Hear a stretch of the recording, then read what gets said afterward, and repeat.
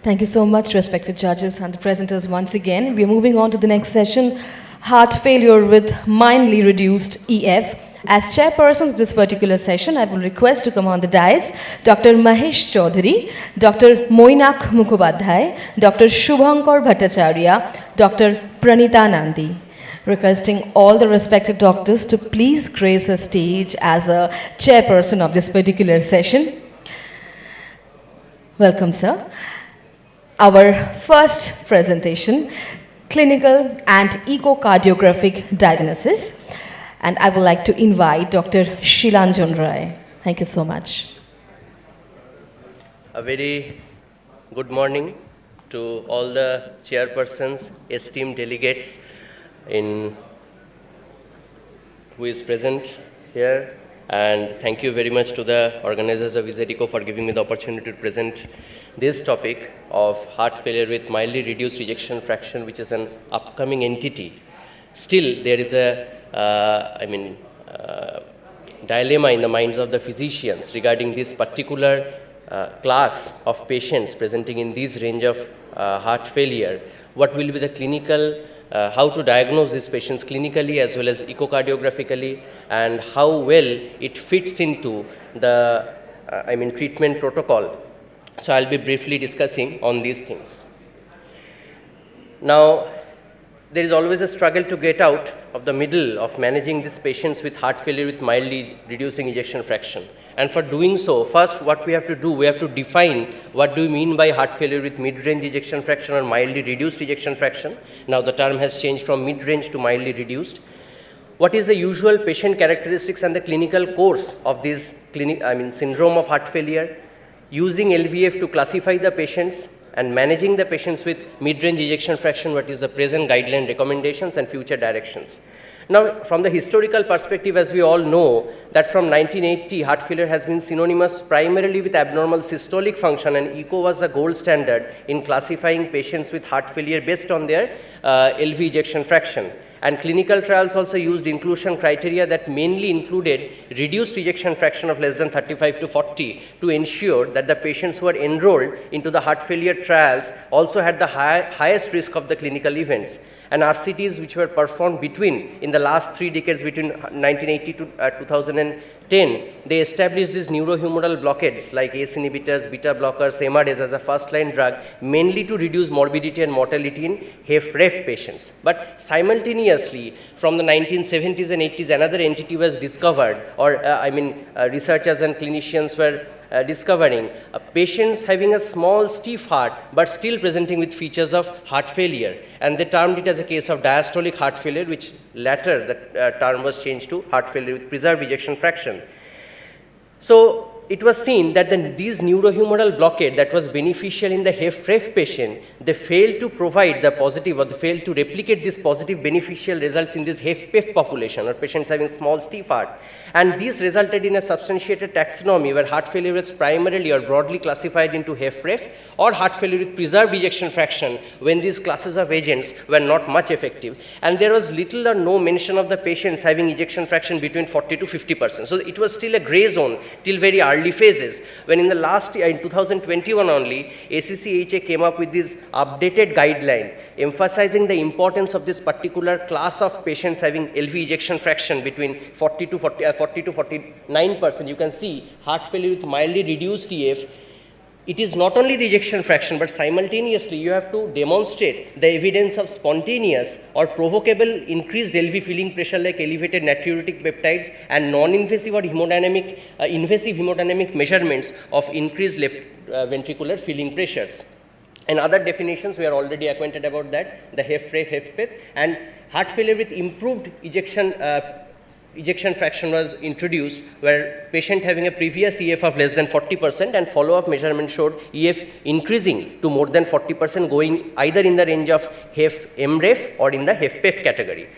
So you can see that heart failure with mid-range ejection fraction or mildly reduced ejection fraction, they can have 3 trajectories. They can either continue in the same range that is in the HEF mid-range mildly reduced, they can improve into the HEF-PEF category of LVF more than 50, or they can decline with the course of time and go into the category of heart failure with reduced ejection fraction. So it is not a single echocardiographic parameter that is important to follow up this patient, rather a serial trajectory of echo assessment of the LV function with treatment and comorbidity correction that is required to, follow up this patient to see the response.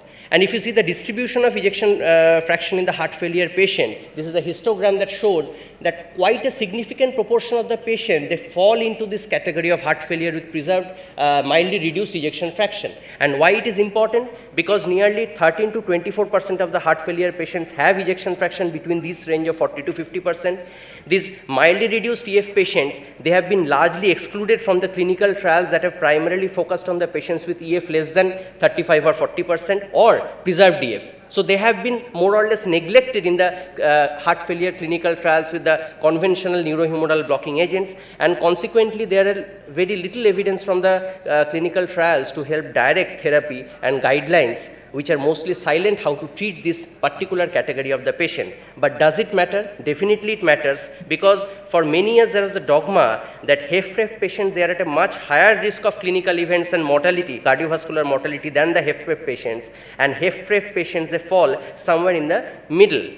However, if you closely look into the registry data and the characteristic of the heart failure patients according to the ejection fraction, you can see, though among various epidemiological characteristics, some characteristic of this mildly reduced ejection fraction, like hypertension, like atrial fibrillation, they more closely resemble like that of HFpEF patients. Whereas some characteristic like ischemic heart disease, more prevalence in the male population, younger age of onset, they are more in favor like that of the HFrEF population. So they share some characteristics similar to that of HFpEF group and some epidemiological characteristic or risk factors similar to that of the HFrEF group. So earlier studies, they suggested that possibly this mildly reduced ejection fraction group was closer to HFpEF in terms of clinical characteristic. The optimized heart failure study was a big study that showed these patients with borderline heart failure, they presented with features similar to HFpEF populations, particularly in terms of higher age, increased incidence of systemic hypertension and atrial arrhythmias, which is more common in HFpEF, and intermediate in terms of sex and ischemic etiology. However, the ESC heart failure was an extensive assessment of the characteristics of these heart failure population, and it showed it is not, completely true. This mildly reduced ejection fraction, they shared a pretty decent amount of similar characteristic like that of HFrEF also. They are similar in several aspects, like younger age in comparison to HFpEF, male sex preponderance like that of HFrEF patients, more ischemic etiology in the mildly reduced ejection fraction like that of HFrEF, and lower prevalence of atrial fibrillation. The proposed explanation was that these mildly reduced represented an early stage or rather recovered and therefore milder HFrEF. So possibly the HFrEF patient who have increased or improved in ejection fraction with treatment, they constituted this group. And ischemic etiology was important because prevalence of ischemic heart disease has been systemically reported to be almost similar in both these HFrEF and mildly reduced ejection fraction group. Biomarkers also show a very peculiarity that in mid-range ejection fraction group, the NT-proBNP suffered more of the confounding effects of other variables like atrial fibrillation, and they showed a higher prognostic and discriminatory power compared to HFpEF, because we know in HFpEF the rise in NT-proBNP is not up to, in the same tune as like that of the HFrEF, whereas in mildly reduced ejection fraction, the biomarker rise of NT-proBNP more strongly correlated with worse outcomes. Survival according to the LVF, however, they showed strikingly similar patterns over time, whereas the mortality in all these three categories, the reduced ejection fraction, HFpEF and mildly reduced, were almost similar. So this is a new classification that we have already discussed. Now we already know the pros and the cons of using ejection fraction only to classify heart failure patients. The cons, we know that it is based primarily on the outdated concepts of pathophysiology. There are inconsistencies in the cutoff points in definitions. Is LVF the best indicator of contractile dysfunction? We know that there are various other markers like strain, the global longitudinal strain, and the 3D echoes that can give a better, the MRI which is more objective, and uncertainty about management of HFrEF mid-range. And ejection fraction do changes over time. It is not a fixed indicator. Many patients who are having, it was shown that many patients in the HFpEF, they can worsen and go into this mildly reduced group, whereas many patients of reduced ejection fraction with proper treatment, they can improve into this mildly reduced group. So it's a dynamic, group, dynamic area, and that has also been shown that the patients in this mid-range ejection fraction with SMILEs, they can become more unhappier go into the HFrEF group, and they can become happier with proper treatment, and they can go into the HFpEF group. So it's a dynamic classification. Now, how you can better classify the patients of this HF mid-range ejection fraction? It is not only ejection fraction, but also we have to think about the etiology, whether it is ischemic or non-ischemic, and try to classify the underlying etiology that is causing this mildly reduced ejection fraction. Infiltrative disease is a common cause. We have to recognize the disease which is causing and modifying the genes and the mutations that may not be responsible only for the idiopathic DCM, but also for this mildly reduced ejection fractions. Identify and treat the comorbid conditions, which is extremely important, like that of HFpEF. Better measures of cardiac structure and function is necessary to objectively quantify, re-stratify the future events depending on the baseline characteristics of the patients, and also the trajectory change of ejection fraction. So while defining a patient's of heart failure with mid-range ejection fraction, it is not only the ejection fraction between 40 to 50 that is important, but also the etiology, the underlying cause, the trajectory of treatment, trajectory of ejection fraction with treatment. These are all important factors. Etiology matters because if you see all these patients are in the heart failure with mid-range ejection mildly reduced group.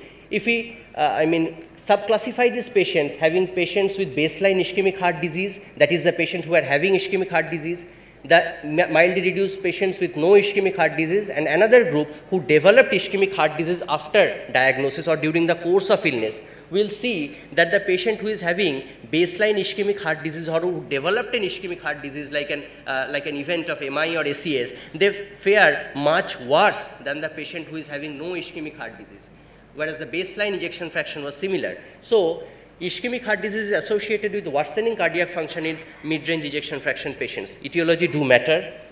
And in certain etiologies, we can expect that recovery is more likely, as likely in the reversible cardiomyopathies, hibernating myocardium when it is revascularized. In cases of extreme afterload, like in severe AS, if we remove the aortic stenosis with proper treatment, the ejection fraction is going to improve. Stunned myocardium in cases of toxic cardiomyopathies, in chemotherapy-induced cardiomyopathies, tachycardiomyopathy, peripartum cardiomyopathy, with proper treatment, even in these patients in mid-range ejection fraction, they are supposed to improve to preserved or improved ejection fraction. And whereas the progression is more likely in ischemic heart disease with MI, improvement is less likely, so they will be requiring more intensive therapy and long duration of therapy and proper follow-up. And infiltrative diseases like amyloid and certain types of myocarditis like eosinophilic myocarditis, a giant cell, where improvement is less likely over time.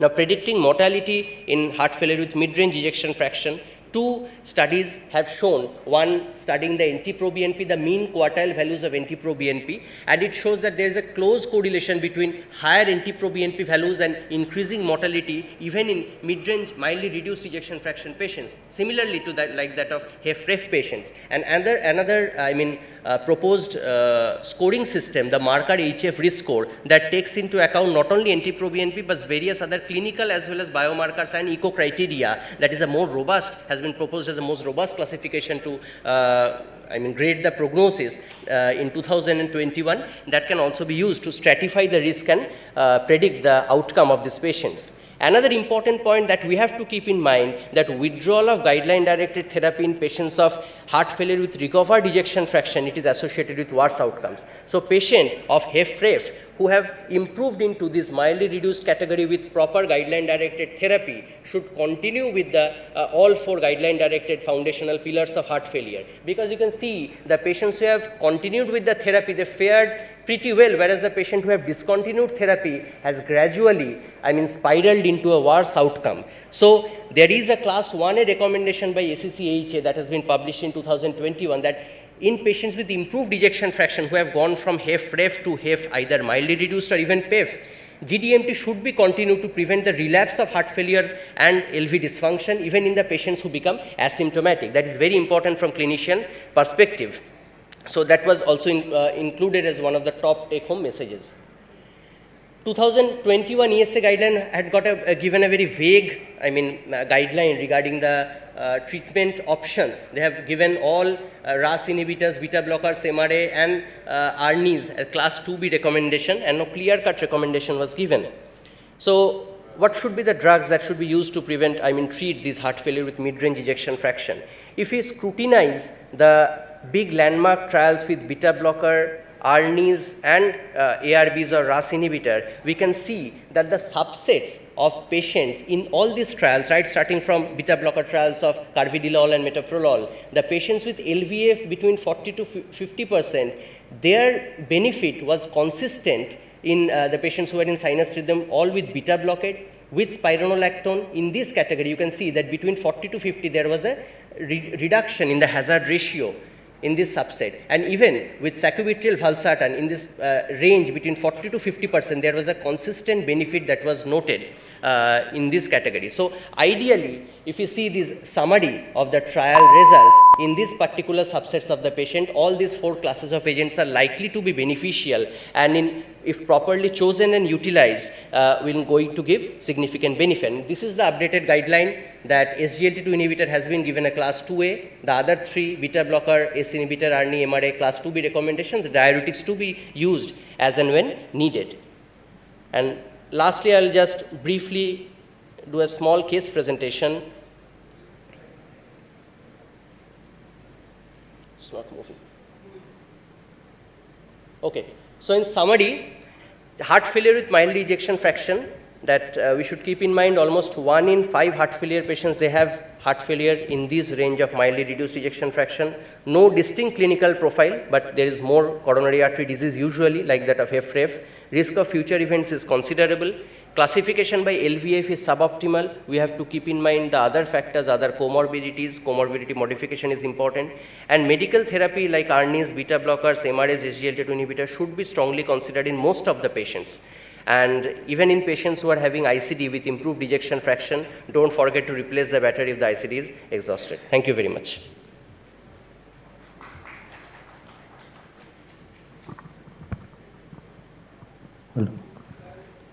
Thank you, Roy, for excellent presentation. As we know from your deliberation that it is a really heterogeneous group of population. So how will you further investigate the patient who is having mildly reduced ejection fraction, suppose toxic amyloidosis or something else? So how will you further investigate to give the treatment? And secondly, we have seen that there is a dynamic changes from HFrEF to HFpO in mid-range. How frequently you investigate and change your treatment protocol? Yes, sir. The investigation in this HFrEF patient is extremely important, that I have emphasized that we have to search for the etiology. And many cases the etiology can be ischemic etiology, which can be detected by a coronary angiography, either invasive or non-invasive. That the evidence of objective ischemia can be demonstrated by the stress test. Many patients who is suspected from the echocardiography itself that patient might be having some infiltrative disorder or infective etiology that is causing this reduction in the ejection fraction. They can be subjected to cardiac MRI, late GAD enhancement, look for, to search for the exact etiology, and you can proceed further like biopsy to, exactly identify the etiology. Now regarding treatment, that I have emphasized in many patients who is having heart failure with reduced ejection fraction, and with treatment they have improved into this mildly reduced ejection fraction. It is always prudent to continue with the guideline directed medical therapy and not to abruptly withdraw, because that can further worsen the LV dysfunction, and patient can even land up into acute decompensated heart failure. And patient naturally who is having a preserved ejection fraction, and over time it is seen that the disease process is progressing and the patient's ejection fraction is decreasing. Along with therapy, we have to aggressively search for the underlying cause that is causing this worsening, and naturally we have to give that, treatment of that particular etiology. Yes, sir.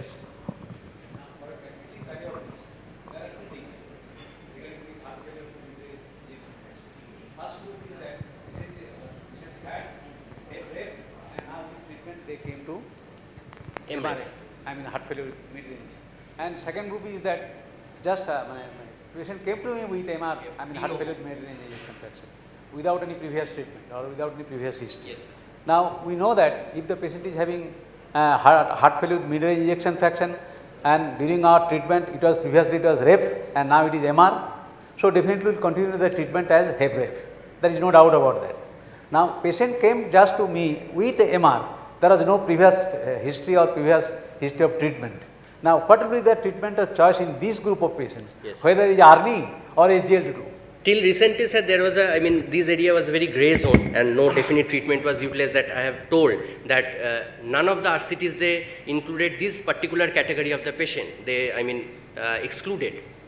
But now with the evolving evidence with SGLT2 inhibitor that is being studied in this mid-range ejection fraction or mildly reduced ejection fraction, they have been given a class 2A recommendation.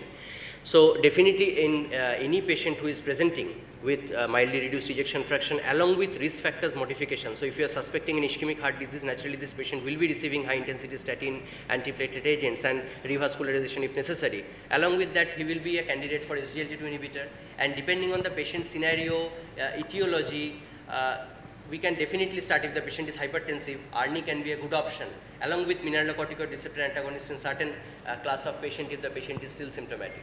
So that depends upon to some extent, because all these molecules, the beta blocker, be it beta blocker, ARNI or MRAs, they have been given a same footing of a class 2B recommendation, and it, to a large extent, it depends upon the clinician's prerogative to how to use these agents in that particular class of patients. Thank you. If no more question, thank you, Dr. Rai, and we will call about the next speaker.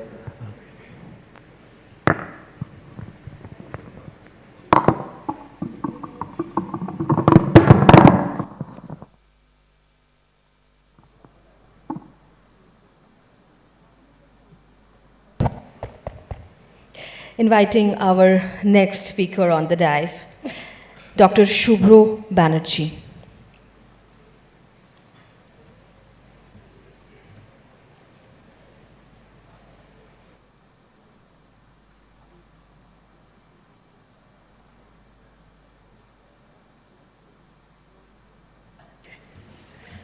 Right. So good morning, everyone. I was just going to talk on whether there is a role of ARNI for the treatment of heart failure with mildly reduced ejection fraction. Now, you have heard from my previous speaker that heart failure, chronic heart failure, could be divided into 3 categories based on the ejection fraction. If you have signs and symptoms of heart failure and ejection fraction is 40% or less, then you are in heart failure with reduced ejection fraction. If you have ejection fraction which is 50% or more and have signs and symptoms of heart failure, along with that, if you have objective evidence of cardiac structural or functional abnormalities which is consistent with presence of elevated LV diastolic pressure, then you have heart failure with preserved ejection fraction. Now, if you fall in between, like if you have signs and symptoms of heart failure and the ejection fraction is between 41 to 49%, then you have heart failure with mildly reduced ejection fraction. However, there is a caveat, and that is to diagnose heart failure with mildly reduced ejection fraction, if you have a certainty regarding the diagnosis of regarding the measurement of ejection fraction, in other words, if you are certain about the measurement of ejection fraction, then it is not mandatory that you need the presence of structural or functional abnormalities. But the presence of such abnormalities would make the diagnosis of heart failure with mildly reduced ejection fraction more likely. And this is slightly different from what the American guidelines say. They say that the presence of spontaneous or provocable increase in LV filling pressure is required for the diagnosis of heart failure with mildly reduced ejection fraction. Now, with this, I will move on to the pharmacological treatment of heart failure with mildly reduced ejection fraction, which has been somewhat touched upon by my previous speaker, Dr. Roy. Now, there is paucity of clinical trials dedicated to patients with heart failure with mildly reduced ejection fraction. But many of the clinical trials that we know of, like PEP, CHF, CHARM, Preserved, iPreserved, Paragon, TopCat, and many others, they have included patients whose ejection fraction fell into the category of mildly reduced ejection fraction. In other words, they included patients whose ejection fraction was somewhere between 41 and 49%. And if you do a post hoc analysis or analysis of subsets from these heart failure trials, then you see that patients with heart failure with mildly reduced ejection fraction might benefit from the drugs that are used in heart failure with reduced ejection fraction. So where is the evidence? Let's look at the evidence. And this slide you have already seen that it was published in European Heart Journal, which showed that beta blockers had a modest but significant effect on all-cause mortality and cardiovascular mortality in patients whose EF was between 40 and 49%. And also, if you analyze the results of the Swedish heart failure registry, then you find that the mortality with ACE or ARBs was significantly reduced only in those whose ejection fraction was less than 50, say between 40 and 50, and not in those whose ejection fraction was 50% or more.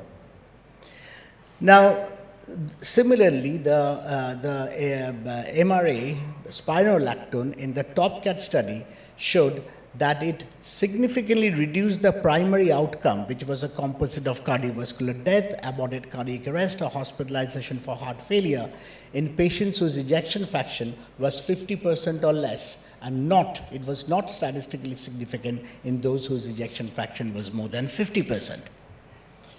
Now let's move on to ARNI. This was the background, and let's talk about ARNI. Now, in the Paragon heart failure trial, it compared sacubitril valsartan to valsartan in patients whose ejection fraction was 45% or more. And the primary outcome was composite of total heart failure hospitalization and cardiovascular death. And the results showed that the primary composite outcome, although it barely missed the level of significance, still numerically, the primary composite outcome was lower in the sacubitril valsartan group compared to those who are on valsartan alone. If you further analyze the pre-specified subgroups, there was a suggestion of heterogeneity of treatment effect with possible beneficial effect in those at the lower end of the ejection fraction. And by that I mean between 45% to 57% in that trial. And if you further subdivide these patients into two groups, depending on the ejection fraction, you would find that there was significant reduction in the primary outcome in patients whose ejection fraction was less than 57%, but not in those whose ejection fraction was 57% or more.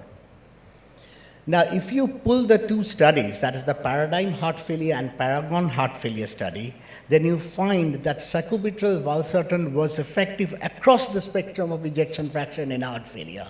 Doesn't matter what the ejection fraction is. And it significantly reduced heart failure hospitalization, cardiovascular death, all-cause mortality, combined heart failure and hospitalization, cardiovascular death, and all these parameters were reduced in the combined pooled analysis. So the study concluded that in patients with heart failure, sacubitril valsartan reduced heart failure hospitalization and cardiovascular death compared to the RAS inhibitors, and the efficacy of sacubitril valsartan varied by ejection fraction such that the greatest benefits were observed among those whose ejection fraction was below normal. So therefore, patients with ejection fraction lower than normal, and which of course includes those patients with heart failure with mildly reduced ejection fraction, would be expected to benefit from sacubitril valsartan combination compared to RAS inhibition. Now move on to SGLT2 inhibitors. Now, Emperor Preserved study has shown that empagliflozin compared to placebo in those with ejection fraction more than 40% significantly reduced the primary composite outcome of heart failure, hospitalization, and cardiovascular death compared to placebo. Now, similar results have also been seen in patients who are put on dapagliflozin and compared to placebo in the DELIVER study.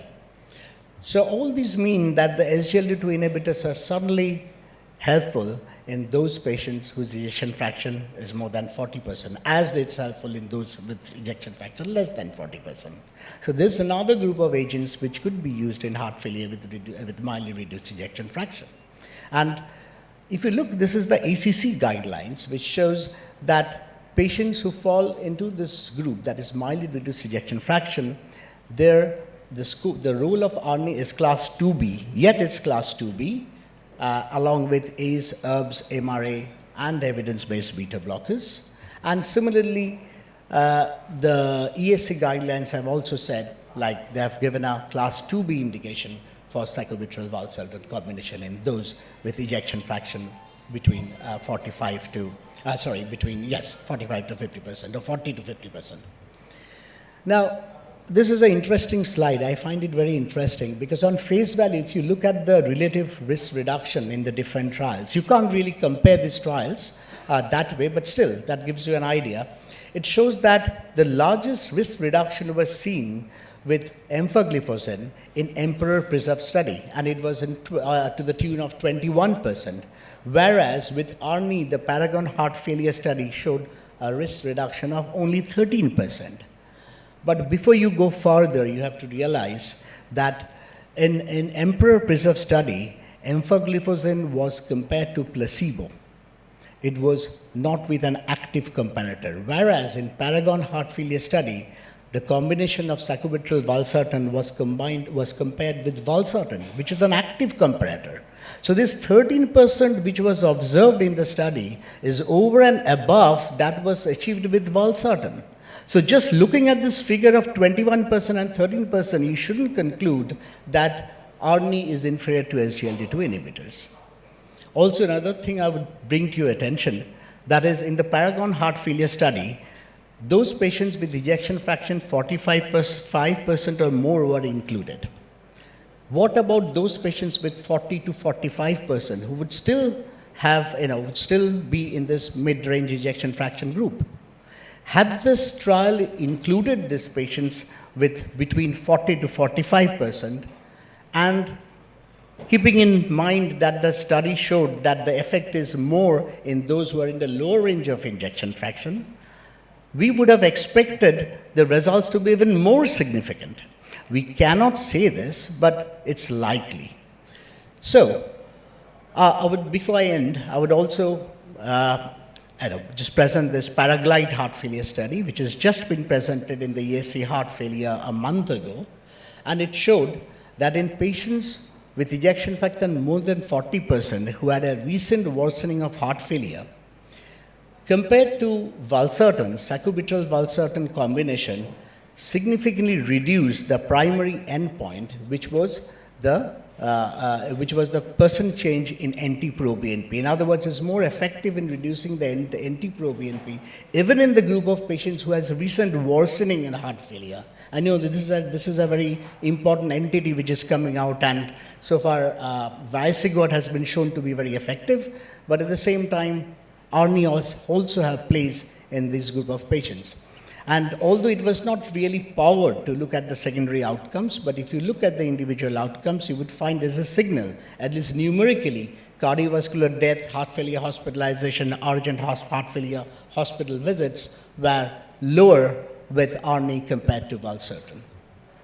And there was evidence of a larger treatment effect in those whose ejection fraction was less than 60%.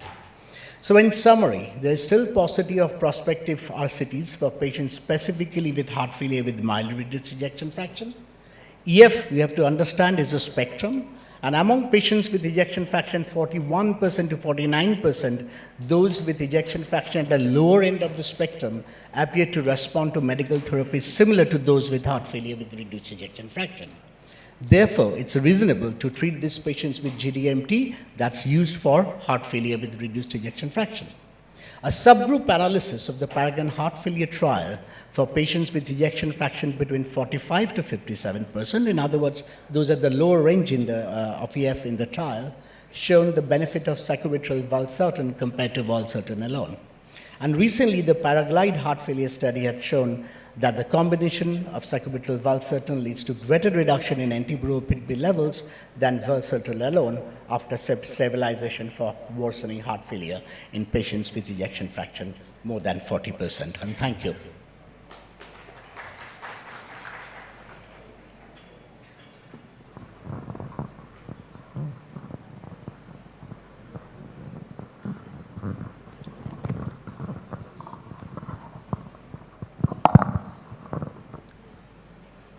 From the surgical aspect, as I am a cardiac, as I have done the cardiac surgery for a long time, I want to just highlight or share some experience about the paradigm shift regarding the ARNI. After CABG, we often, before the discharge, we are shifting to ARNI. Only thing that we stop the ACE inhibitor at least 36 hours before the prescribing ARNI. Of course, sometimes ARNI requires the dose titration, and often we, after the LEG block, when there is infarction and there is often remain no scope for the surgery or PCI, then we also shift towards the ARNI. As a surgeon, we are not knowledgeable about the details of the echo, but some points regarding the echo, we give the stress, particularly left ventricular end-diastolic diameter, end-diastolic and systolic volume and the diameter, and the mitral valve ring. Normally, mitral valve ring transverse diameter is more than the anteroposterior diameter. But after the heart failure, when there is remodeling from the damaged myocyte and the matrix comes to for the remodeling, there occurs the changes in the diameters and there occurs the gross mitral regurgitation. And we have, in our experience, we can say that when there is severe MR in the presence of the coronary artery disease, we have used the ARNI, and the severe MR has come back to moderate. And we know that the CABG alone is less risky than the CABG with the mitral valve repair or mitral valve replacement.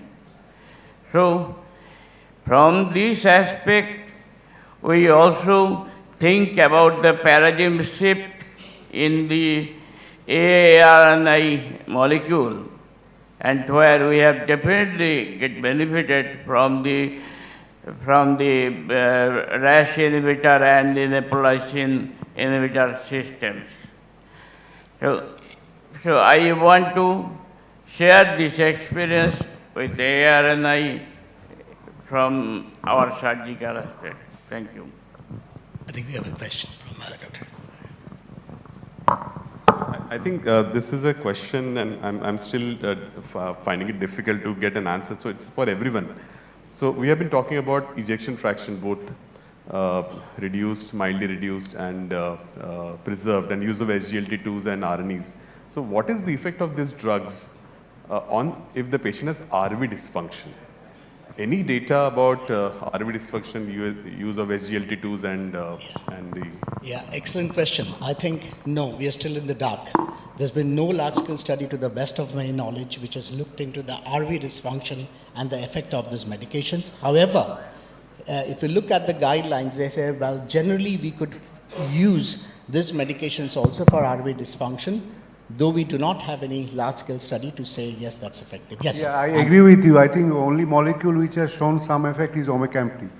Okay, so I mean, despite That's been maybe withdrawn it now. has been, but then it has shown promises in terms of RV function improvement. I would just like to add to what one of our chairpersons was saying. That's also a good point. See, what about in patients with heart failure with functional MR? So in functional MR, we know that surgery is not very effective, and the first line should be medical treatment, and that could include ARNI as well. And there is an evidence to show that functional MR, there's a study which showed, I think it's a Paracel study if I'm not mistaken, which shows that functional MR was significantly reduced with ARNI. So that's one, because in functional MR, surgery is no good. We go with medical treatment. If it doesn't work, we can think about CRT, resynchronization therapy. And if it doesn't work, maybe we can think about MitraClip. So as such, ARNI and other medications have an important role in patients with functional MR.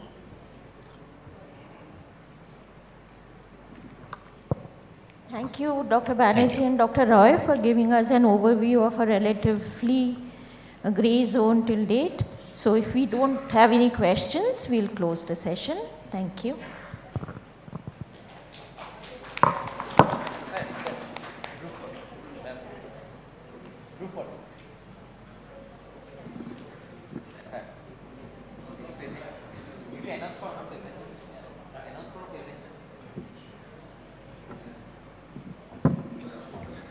Requesting the presenters to please come on the dais for a group photo to keep this memorable and beautiful. And everybody, can we have a big round of applause for such an enriching session?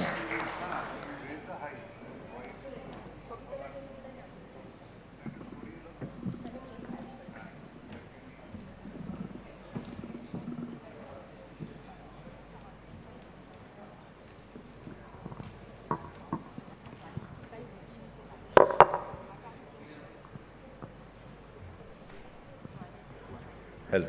Yeah. Our next session will be,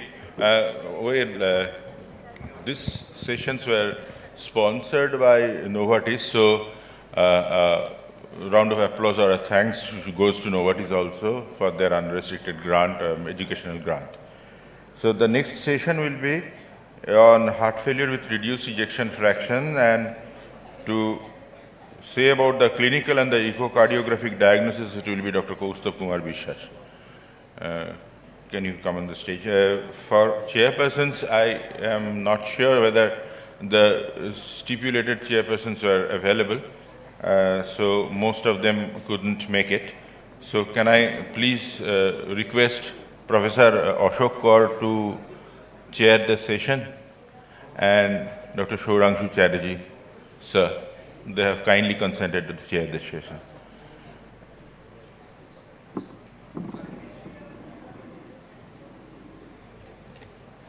Thank you, sir. Over to you, to the chairpersons, Professor Kaur and Dr. Chatterjee.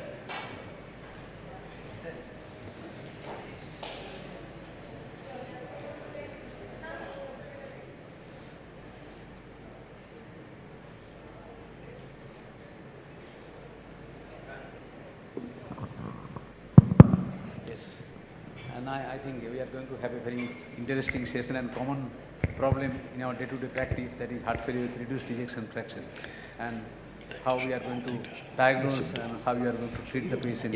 And this is the session today. Now we will request Dr. Kaustubh Kumar Biswas.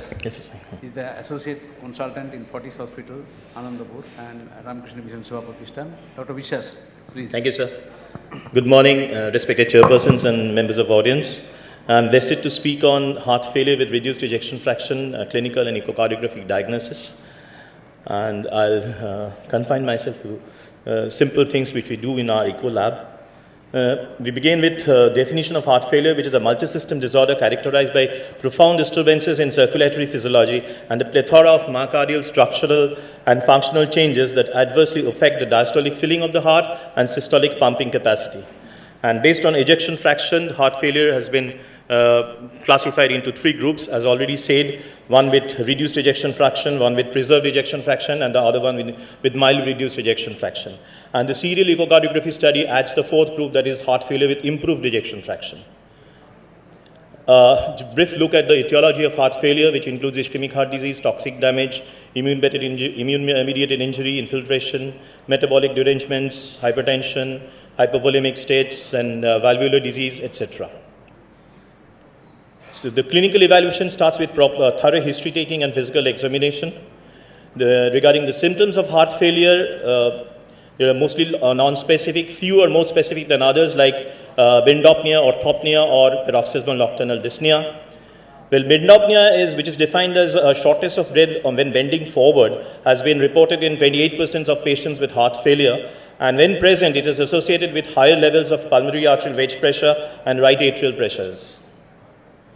Few leading questions are helpful in coaxing the history from the patient, like the worsening of the level of activity. And this is all known to us, the NYHA classification of heart failure, which has become the lingua franca among caregivers. Information about the past medical history and comorbidities. I'm going to quickly go through the slides. Social and family history and history of familial cardiomyopathy, whether there is any history of DCM in first-degree relative. The physical examination starts with visual examination of the patient's body habitus, noting the presence of obesity, cachexia, neurological deficit, or orthopedic problem, shortness of breath during normal conversation, and one should note whether the patient is pale, flushed, perspiring, or in pain. The physical findings are enlisted over here, of which the findings like narrow pulse pressure or thready pulse, pulses alternance, and anasarca or cool mottled extremities, they indicate more severe ailment. The laboratory tests are enlisted over here, of which ends with the natriuretic peptides, which is a very important biomarker.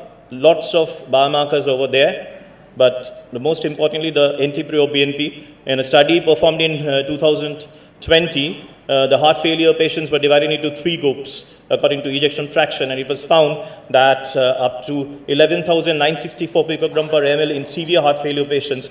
So the NT-proBNP plasma level showed correlation with increasing severity of disease with worsening heart failure.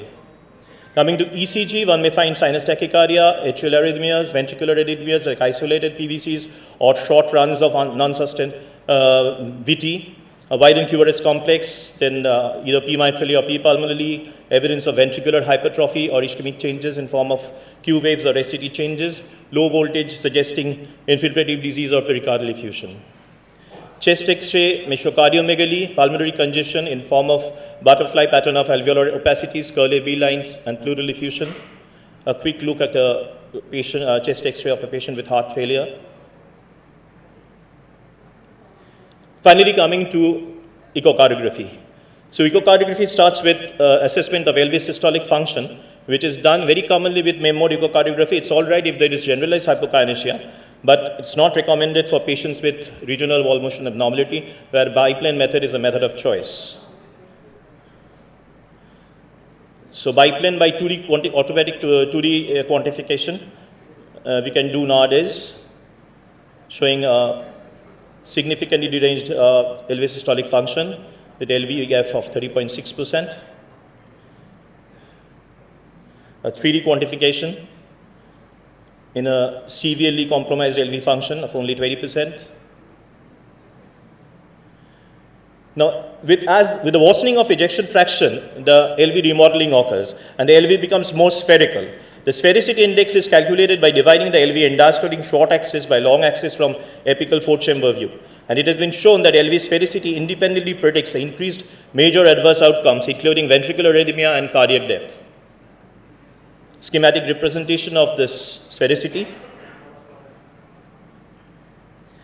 And LV end systolic volume measurement is also an important predictor for clinical outcome.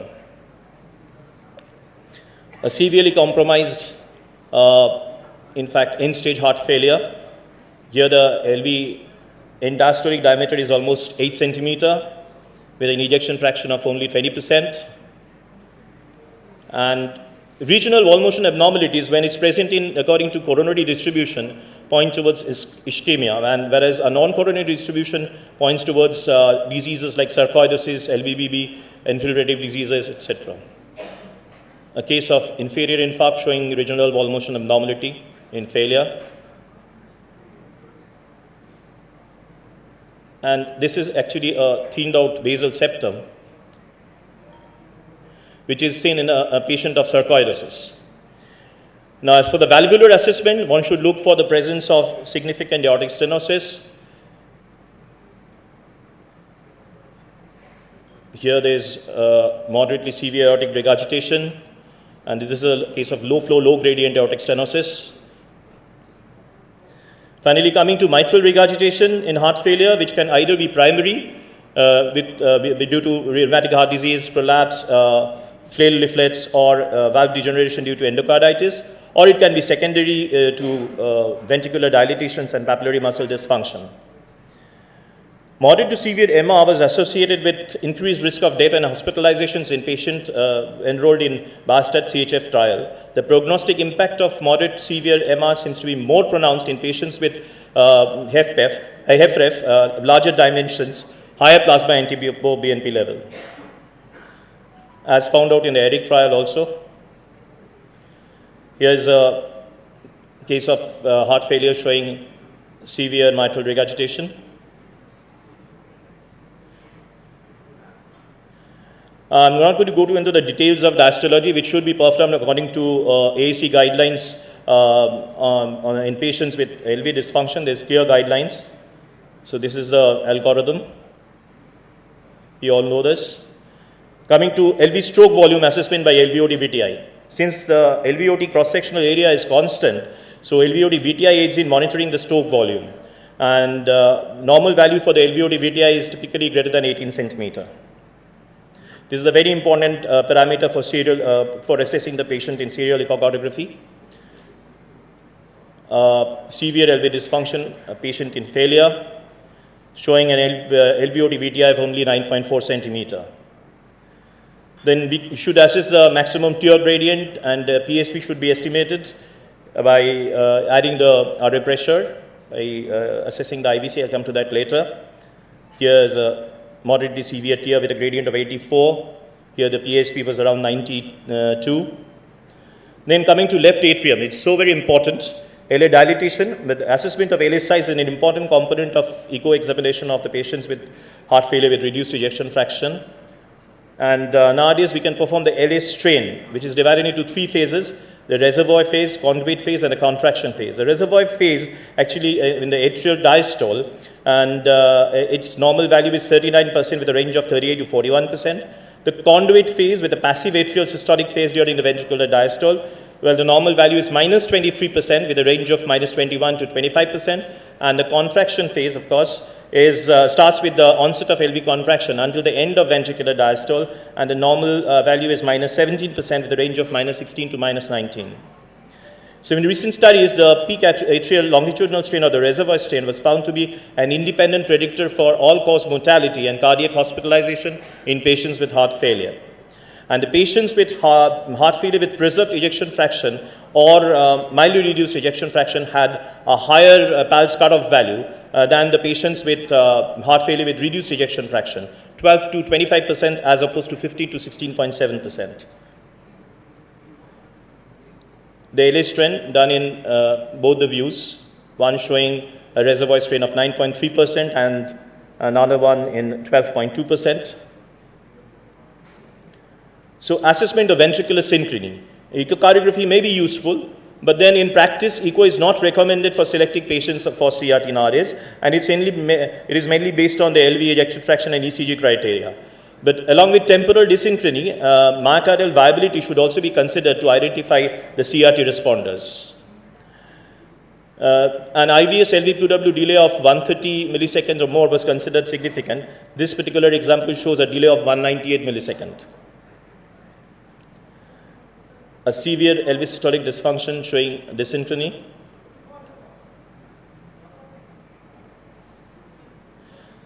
Coming to deformation imaging about LV global longitudinal strain. So it has been shown to add incremental predictive value to standard measures such as ejection fraction, and myocardial deformation imaging has been used for the evaluation of cardiac synchrony by assessing the time to peak strain, maximal contraction across the different cardiac segments. This is an image showing the time to peak in different segments. Global longitudinal strain severely affected in a patient of heart failure with reduced ejection fraction. It's only minus 6.1%. So assessment of right ventricular function. Coming to that, right ventricle responds to the increased left-sided pressures by reduction in apparent function.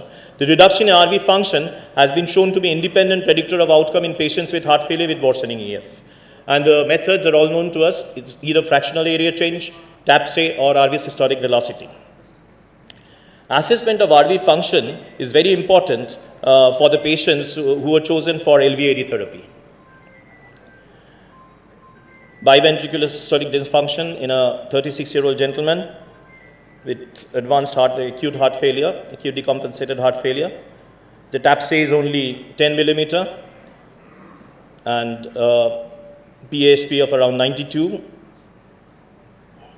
And this is RVOT VTI showing only 6.2.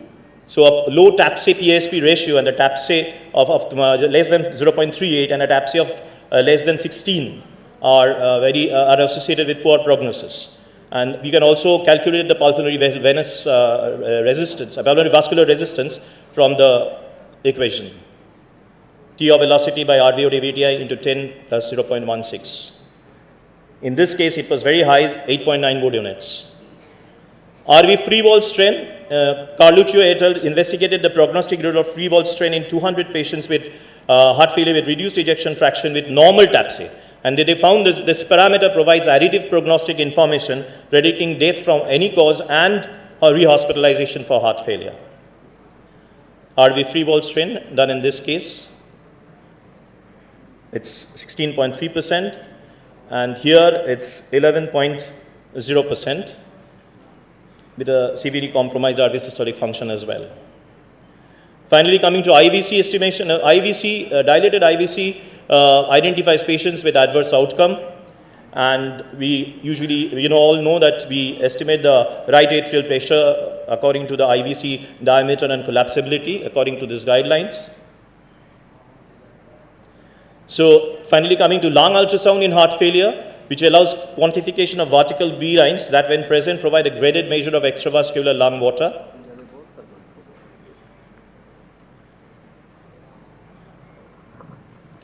So assessment of ventricular assist devices. And a preoperative RV FSC of less than 20% is associated with RV failure upon LVAD device activation. And moreover, echocardiography should identify aortic regurgitation, intracardiac shunting, left ventricular or left atrial thrombi, structural problems with inflow and outflow, site cannulation problems such as excessive necrosis or atherosclerotic plaque, if possible. Finally, the consideration of orthotopic heart transplantation in advanced heart failure cases with severely impaired EF. Pre-transplant patients, two diagnostic tests are usually done, right heart catheterization and cardiopulmonary exercise testing, which provide reliable objective data that are helpful in evaluating the patients. Finally, echocardiographic assessment of the donor heart, which should evaluate the cardiac valve function and myocardial hypertrophy as well as existence of congenital abnormalities. And if global and regional ventricular function, which can be compromised because of the brain death event, these are usually reversible, and so serial echocardiography should be done before a heart graft is abundant to use due to myocardial dysfunction. This is an assessment of donor heart. I apologize for the quality of images. Actually, it was captured by mobile from a bedside echo.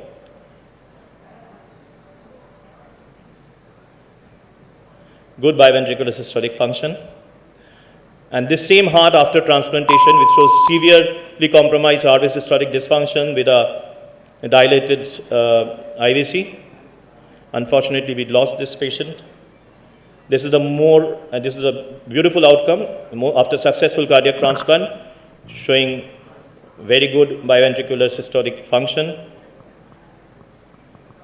Enlarged left atrium is of course expected.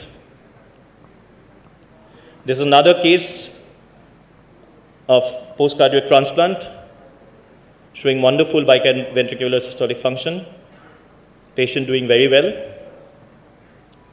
So a comprehensive echo study in a case of heart failure with reduced ejection fraction should include LV dimensions, LV systolic function, preferably by biplane method, description of regional wall motion and abnormality if present, LV stroke volume and LVOT VTI, LV GLS, diastology with TDI, LA size and LA strain, RV function and RV strain when available, assessment of cardiac valves for aortic stenosis, regurgitation, mitral regurgitation, tricuspid regurgitation, and IVC examination, and pleural and pericardial effusions if present, and lung ultrasound.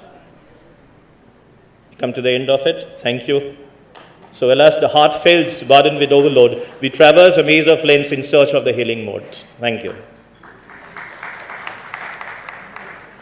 Dr. Biswas, in one of your slides you mentioned that for global hypokinesia, the M mode assessment of ejection fraction is okay. Sir, I didn't say it's okay, sir. What I said was it's routinely done commonly, but it's not recommended. But why do you mention that line? It should be the method of this we should mention. Yeah, actually, true, sir. I mean, after all, it is very important to reach that figure of less than 40%. Very true, very true, sir. Very true. The second point is the revascularization is very important. So Yes. you have to clearly rule out ischemic cause of dilated cardiomyopathy. Can Yes, you sir. highlight some more points apart from the distribution in the coronary territory? Anything else to differentiate between dilated, non-ischemic versus ischemic cardiomyopathy? Well, sir, as I said, in one point is that it's a coronary and non-coronary distribution. And furthermore, but sir, we come across cases even with generalized hypokinesia, which turn out to be a patient with severe TVD, as found in coronary angio later on. So, in fact, very recently I did a case of dilated cardiomyopathy, and the patient was in failure, and the ejection fraction was in the region of 32%.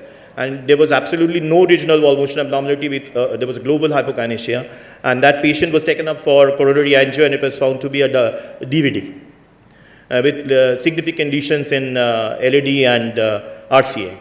So, and the patient successfully underwent revascularization. We are yet to perform the follow-up echo. Tenting of the anterior mitral leaflet and diffuse thinning of the walls. These are some helpful points. Yes, sir, definitely. But functional MR, I mean, I didn't go into the therapeutic details, but then functional MR is very important in any heart failure patients. And also, I mean, the primary MR is of course a different issue altogether. As for the secondary MR, which are, as rightly pointed out by my predecessor, that there are numerous, therapeutic interventions, and sometimes may require interventions like mitral clip as well. Dr. Vishwas, Yes, sir. I like to have your comments regarding the two problems. First problem is that we are going through the phase of post-COVID era, because we had this rampant COVID for 3 years, and now it is settled, well settled, and we are still facing the problems. How? Before COVID, there are quite a good number of patients, they were having high, ejection fraction was low following myocardial infarction or following myocarditis or cardiomyopathy, whatever it may be, before COVID. And during COVID, they had a COVID infection, corona infection. They went into a very rough stage in the hospital and the ICU, and ultimately they came up. And still they are coming for follow-up. Now they are much better, because before COVID they were much improved with the treatment of hernia and whatever it may be. Right. During COVID they went very bad phase, and now they are much better. Either they are in the heart failure with mid-range ejection fraction, or still they are in heart failure with reduced ejection fraction with therapy, with optimum therapy.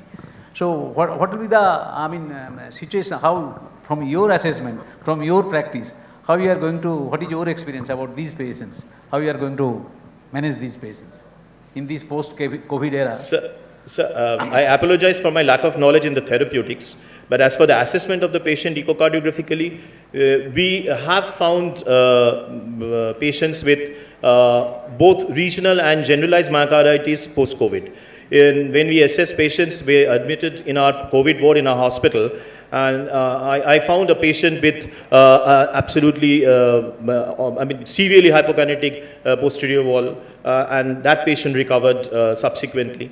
Probably a case of regional myocarditis. And then again, we came across patients with generalized hypokinesia, which subsequently recovered. Another thing which I wanted to, in fact, just since you said, sir, about the COVID status, which I found actually, and a study was not possible in our setup, but very frequently I did a number of patients post-COVID, COVID patients admitted in our ward, and a striking feature was increased calcification.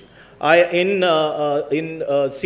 patient, and one of our doctor colleagues who had a perfectly normal echo pre-COVID came for annual checkup, and I found a mitral annular calcification. And then again, I found a posterior wall calcification in a patient of COVID who came for follow-up echo. And aortic valve sclerosis also was frequently encountered, but then I found it. This is just a chance finding, and I noted because I did so many cases of COVID patients with who came for echo, but obviously I couldn't document it, but unfortunately. you are quite sure these Yes, because there was definitely an increased frequency of this finding, sir. Like in my colleague also, I found that he had a perfectly normal heart, he had a negative TMT and fit and healthy 43-year-old gentleman, and without any cause for this mitral annular calcification, and which I found he suffered from severe COVID, and he came back, joined walk, and after 3 months he came for echo, and I found this mitral annular calcification. Any comments from the floor regarding this calcification? Dr. Sengupta? No, absolutely no. After 3 months, he came for annual checkup. We did the TMT as well, and it was a negative TMT. His echo was otherwise normal. No evidence of diastolic dysfunction also.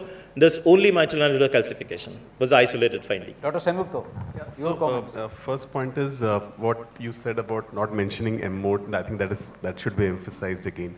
Now, regarding the MAD, mitral annular disjunction, mitral annular disjunction, the way you analyze diastology, you cannot use E prime. So this is one of the fallacies. So the way we look at the diastology in mitral annular disjunction has to be, or mitral annular calcification, sorry, should be known. We use IVRT. So was that IVRT, isovolemic relaxation time? Isovolemic relaxation time. Did you look at that? Because, no, sir, I didn't do that, but I did the lateral annular TDI, and which was absolutely normal, because there was no calcification in the lateral annulus, so I went for that. Yeah, so the methodology of doing diastolic assessment in patients of mitral annular calcification, it is tough. The day you are having MAC, that means diastology will be there. E by E prime is giving you filling pressure. So there are two different things you'll have to remember. If you say that there is no diastolic dysfunction, I think I will take it with a pinch of salt. That's my comment. No, but Dr. Sengupta, these MAC and MAD, these are different entities. MAD is different, sorry. I'm talking about MAC. MAD, during last 5 years or like that, we are getting this concept of MAD. Previously, it was not there. It was there, we were not knowing it. It was there, we were not knowing it. We are not knowing, yes, that's right. So MAC, I think always will have diastolic dysfunction. Yes. Any other questions from the floor? Yes. You gave a long list. Last was lung ultrasound, which says about left-sided. Now there is a new creed in the block, venous access ultrasound, VACSIS. These are last few years, they are coming up. Okay, the Indian nephrologist is also there, Ravilash Koratala, and Philips Suligny Jr., Bobby and Suligny Jr. and Philips Rolla. They are giving articles after article. It should be added. Sure, sir. And also about MAC. MAC because the annulas get stuck. So you have to do with flow, but with Valsalva. But Valsalva sometimes may be difficult in heart failure patients. This is my comment. Thank you, sir. Dr. Biswas, last question. Now, during the last few years, I think we are much more conscious about the diagnosis of amyloidosis. Previously, this diagnosis of amyloidosis was not there to our mind, and there are quite a good number of patients of amyloidosis. Ultimately, they were going into the heart failure with reduced ejection fraction. We have seen it. So, what is your think tank about this? Amyloidosis going into the heart failure with reduced ejection fraction, how we are going to diagnose and manage it? Well, sir, now, because of the fact that nowadays, you see, if you consider the epidemiology, incidence of aortic stenosis, valvular atherosclerotic aortic stenosis above the age of 60 is quite high. About 10% of the population, they are having atherosclerotic aortic stenosis above the age of 60 years. Right. And amongst those aortic stenosis, 10% they are having associated amyloidosis also. This is the, incidence. I think Dr. Sengupta also will agree. So you can see that the number of amyloidosis is quite high if you consider even just atherosclerotic aortic stenosis. Sir, as for the patients with amyloidosis or rather infiltrative cardiomyopathy, we usually estimate the diastolic function, and if there is, they can be grade 2 or grade 3 diastolic dysfunction. If there is restrictive flow pattern in the diastolic function, and as you said, the ejection fraction which can be reduced gradually, but echocardiographically, sir, we perform the strain imaging, and we get, if we can get the classical cherry on top, that helps in, helps in at least thinking about amyloidosis as one of the causes of. No, but those are the sophisticated investigations. You see, strain imaging, and they are not available to all of us. But there are some simple, beautiful, plain echocardiographic findings where you can suspect amyloidosis, like atrial septal thickening. Yes, atrial septal thickening, mitral right, sir. mitral IAS cusp, thickening, absolutely, thickening of sir. the posterior mitral cusp. Those occurs mainly in amyloidosis, in addition to the hypertrophy. Interatrial septal thickening is definitely one of, if present, it's one of the points towards infiltrative myocardial. Dr. Sengupta, would you like to comment? We discussed a lot of amyloid yesterday. We had cases, so I think we have already covered the thing. But I absolutely agree with you, whatever you're saying. Yeah. Okay. If there is no more, yes, any question? If there is no more questions, we can end the session. Hello. Yeah. Since we are running short of time, sir, let's cut down the discussions a little bit, and we'll go for the next session. For the next session, it's atrial fibrillation. Professor Kaur and Dr. Chatterjee, you please stay back in the chair and. Oh, sorry, sir. Sorry, sir. Yes, please. Yeah, I welcome. I am rather going fast. Ami taratari korte boli. Sir, quality of life, an important aspect in management of.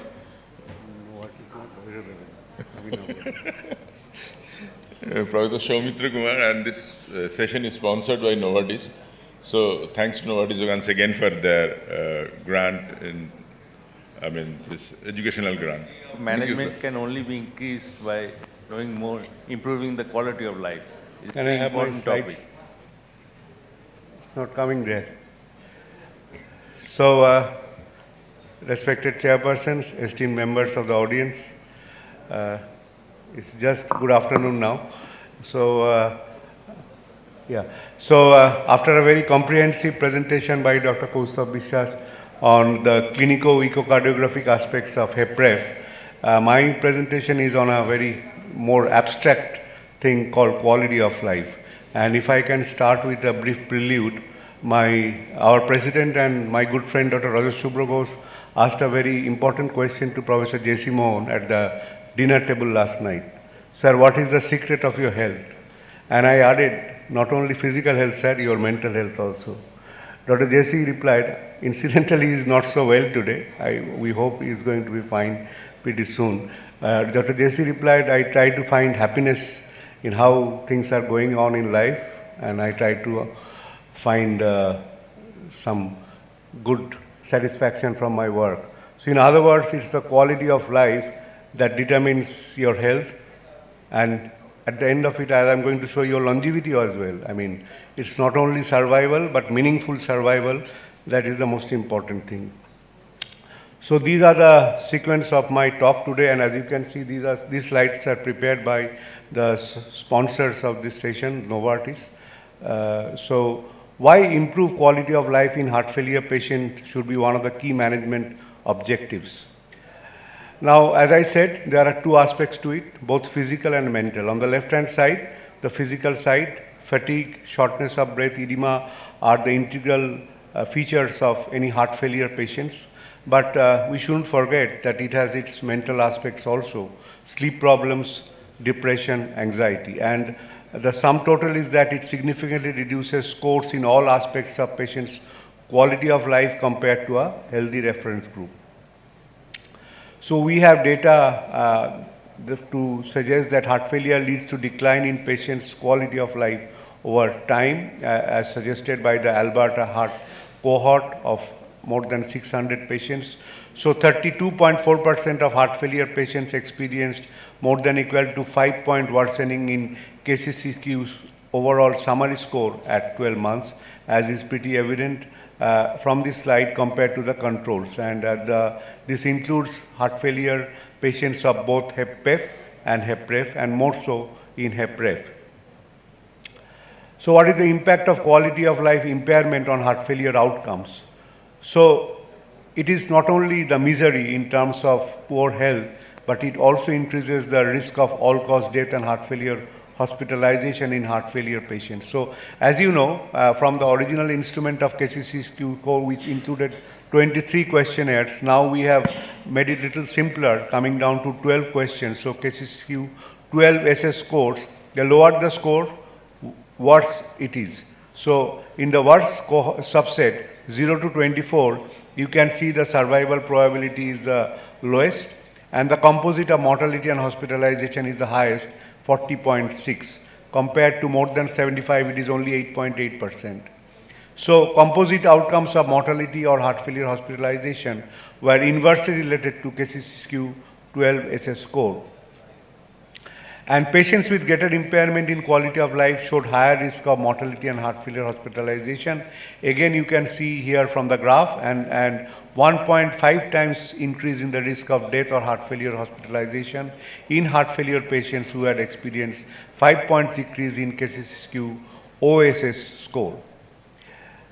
Mortality rate increases in heart failure patients with higher NYHA class and greater impairment in quality of life. From the bar diagram, you can see that NYHA 3 to 4 had a higher 24-month age and sex standardized mortality rates compared to NYHA class 1 to 2.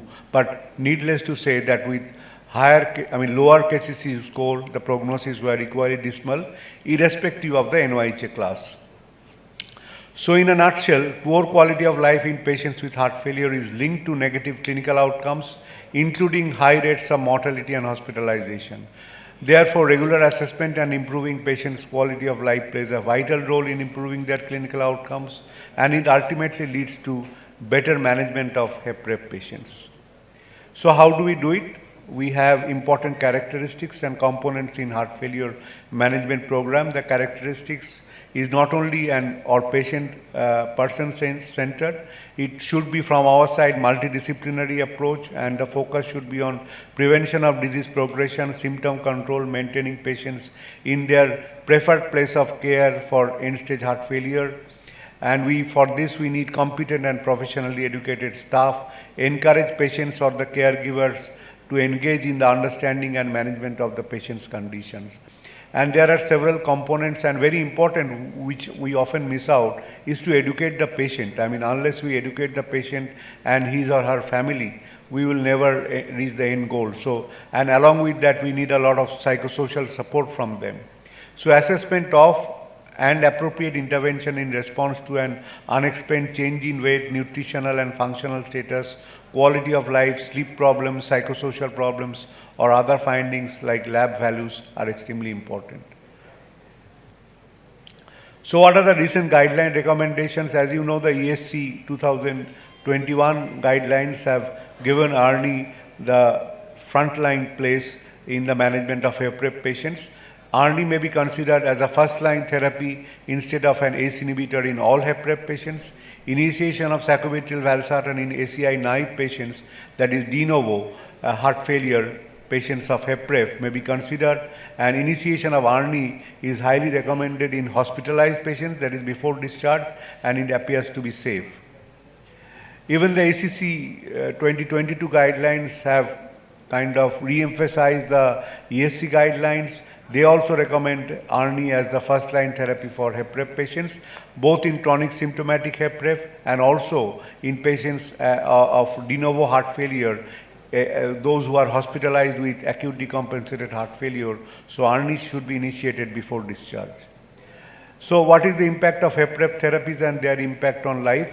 Improving quality of life is a target of interest when evaluating heart failure therapies. Mind you, when talking of the foundational drugs, we have beta blockers, MRAs, ARNI, and not mentioned here SGLT2 inhibitors. But beta blockers, despite some improvement in EF, in fact, they are the first group of drugs to show the entity of improvement in ejection fraction in HEPREF, but they do not improve quality of life. We have had mixed results from ACE inhibitors or ARBs. So far, sacubitril valsartan are the only group of drugs to consistently show an improvement in quality of life. So it improves better performance of domestic activities, sexual activity, quality of life score, KCCQ score, peak VO2 max, 6-minute walk test improvement, and increase in respiratory efficiency. So you can see the various activities and how patients before ARNI therapy and after ARNI therapy, how they have improved in this simple day-to-day activities. So significant change in score differences with sacubitril valsartan compared to original analysis at 8 months. So sacubitril valsartan has shown rapid and sustained improvement in quality of life in HEPREF patients. Following initiation of sacubitril valsartan, improvement in also not only in KCCQ 12 score but also in 23 scores occurred early as within 2 weeks and were sustained across a 12-month follow-up. So not only the KCCQ CS score but 4.5 points greater improvement in KCCQ OS score with sacubitril valsartan as compared to enalapril. And so we have improvement with sacubitril valsartan in both the KCCQ CS and KCCQ OS scores compared to enalapril. And in fact, that translates into an improvement in survival. So treatment with sacubitril valsartan is comparable to a difference of on an approximate 9 years in aging in HEPREF patients. So that means a meaningful increase in survival by 9 years. So that is the importance of not only prolonging survival but prolonging it with a meaningful improvement in quality of life. So assessing whether your choice of therapy is improving quality of life is made easy. So additionally, sacubitril valsartan improves clinical outcomes that we all know. So improvement in the composite outcome, improvement in cardiovascular mortality and heart failure hospitalization by an approximately 20% in each segment. We have learned from the path-breaking paradigm heart failure trial. And here you can see if you use, not mentioned here again SGLT2, but if you use the 3 of the foundational drugs, your hazard ratio improvement is in the tune of 62% reduction in all-cause mortality and sacubitril valsartan when combined with beta blockers and MRA in HEPREF patients. And when it comes to hospitalization rate, if you include all these 3 in the treatment of your patients, there is 42% reduction in risk of all-cause hospitalization with sacubitril valsartan when combined with beta blockers and MRAs. And this is not just a fluke, and actually you can see it for yourself and how this relates to this conference. You can see this improvement in quality of life being supported by an improvement, actual improvement in LV ejection fraction in the tune of 12.8% as shown by the PROVE heart failure trial. There is a reduction in LV end-diastolic volume index by 13.81 milliliter per meter square and a lowering of LV end-systolic volume index in the tune of 17.88 milliliter per meter square. So to summarize, improving patients' quality of life should be considered as an important aspect while managing HEPREF patients. So it improves cardiac function. I am starting from the right-hand side. Thereby, it improves quality of life, improves physical and social activity, and at the end of the day improves clinical outcomes including survival. Thank you very much for your patient hearing. Thanks to Professor Soumitra Kumar for the overview on quality of life improvement by ARNI in heart failure reduced ejection fraction. Now, I think very important is that you see, all of us, we are practicing cardiologists or physicians, whatever it may be, and we are giving the optimum or what is called GDMT, guideline directed medical therapy for treatment of HFrEF. But in spite of that, there are a lot of psychosocial problems, and for that we need proper psychosocial counseling in these group of patients of heart failure, because it is a very chunk of our patients, they are having heart failure, whether it is reduced or MR or preserved ejection fraction. And I think that concept of psychosocial rehabilitation is very important in these group of patients. Absolutely. Any idea why beta blockers couldn't improve the quality of life? You see, I mean, beta blockers, I mean, maybe it produced some favorable remodeling, but ultimately your performance depends on the improvement, your mental faculties and your peripheral skeletal musculature and other things. So, a lot of heart failure patients become cachectic and other things. So, and ultimately at the end of the day, these are very important factors in overall quality of life. So, these are my assessment of overall beta blockers. So, beta blockers tend to promote fatigue at the end of the day. So somehow fatigue is a very important aspect of heart failure suffering. So, unless you can improve that aspect and you improve skeletal muscle activity and performance, your quality of life is not going to improve. Thank you, Dr. Kumar. We'll close the session. Thank you. Thank you, Chairperson. Good early afternoon. Before going into the topics, first thing is that because it's a topics LA function in atrial fibrillation, so whatever the parameters I will talk to it has to be taken at least in multiple, at the either 5 or 10, whatever parameter. So giving these things, and I will only concentrate on the LA, not the left atrial appendage.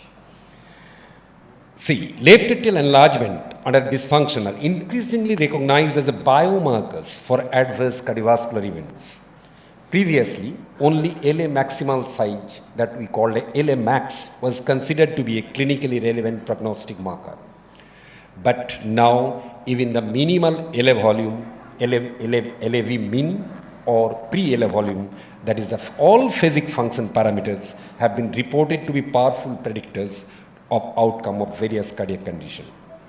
Actually, to enumerate, these are the all LA function. First is the LA size, then is the LA function, Doppler parameter of the LA function, strain parameters of the LA function, LA pressure, prognostic value of LA matrix, and last is the LA function, particularly in relation to the atrial fibrillation. First, the size of the LA. Linear measurement is out of question now. Only the volumes. So it could be either 2D volumes or 3D volumes. 2D volumes means one is the maximum volumes, one is the minimum volumes, and another is the pre-A volumes.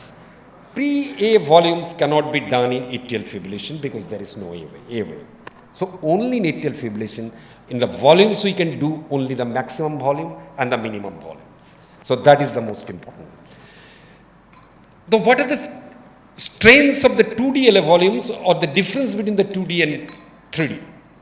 2D strains are that easy to perform, widely available, do not require any property software, with a large body of both normative data and the data demonstrating prognostic value in various cardiac conditions. Weakness, what are the weakness? Underestimate the actual LA volume, needs dedicated LA views, depend on the geometric assumption for volume calculations and inter-observer variability and the repeatability. Whereas the 3D LA volume, there is strengths are that no geometric assumption, therefore more accurate. What weakness is that poor spatial resolution, requires specific transducer for image acquisition, and particular software for measurement which is not widely available. So LA function in atrial fibrillation, there are two functions we can do. There are actually the three functions, that is the reservoir, conduit and contractile function. Contractile function we cannot do in atrial fibrillation. So we can do only the reservoir and the conduit. What is the reservoir? function is the during LV systole and the isovolumetric relaxation period, receiving blood from the pulmonary veins and storing energy in the form of pressure.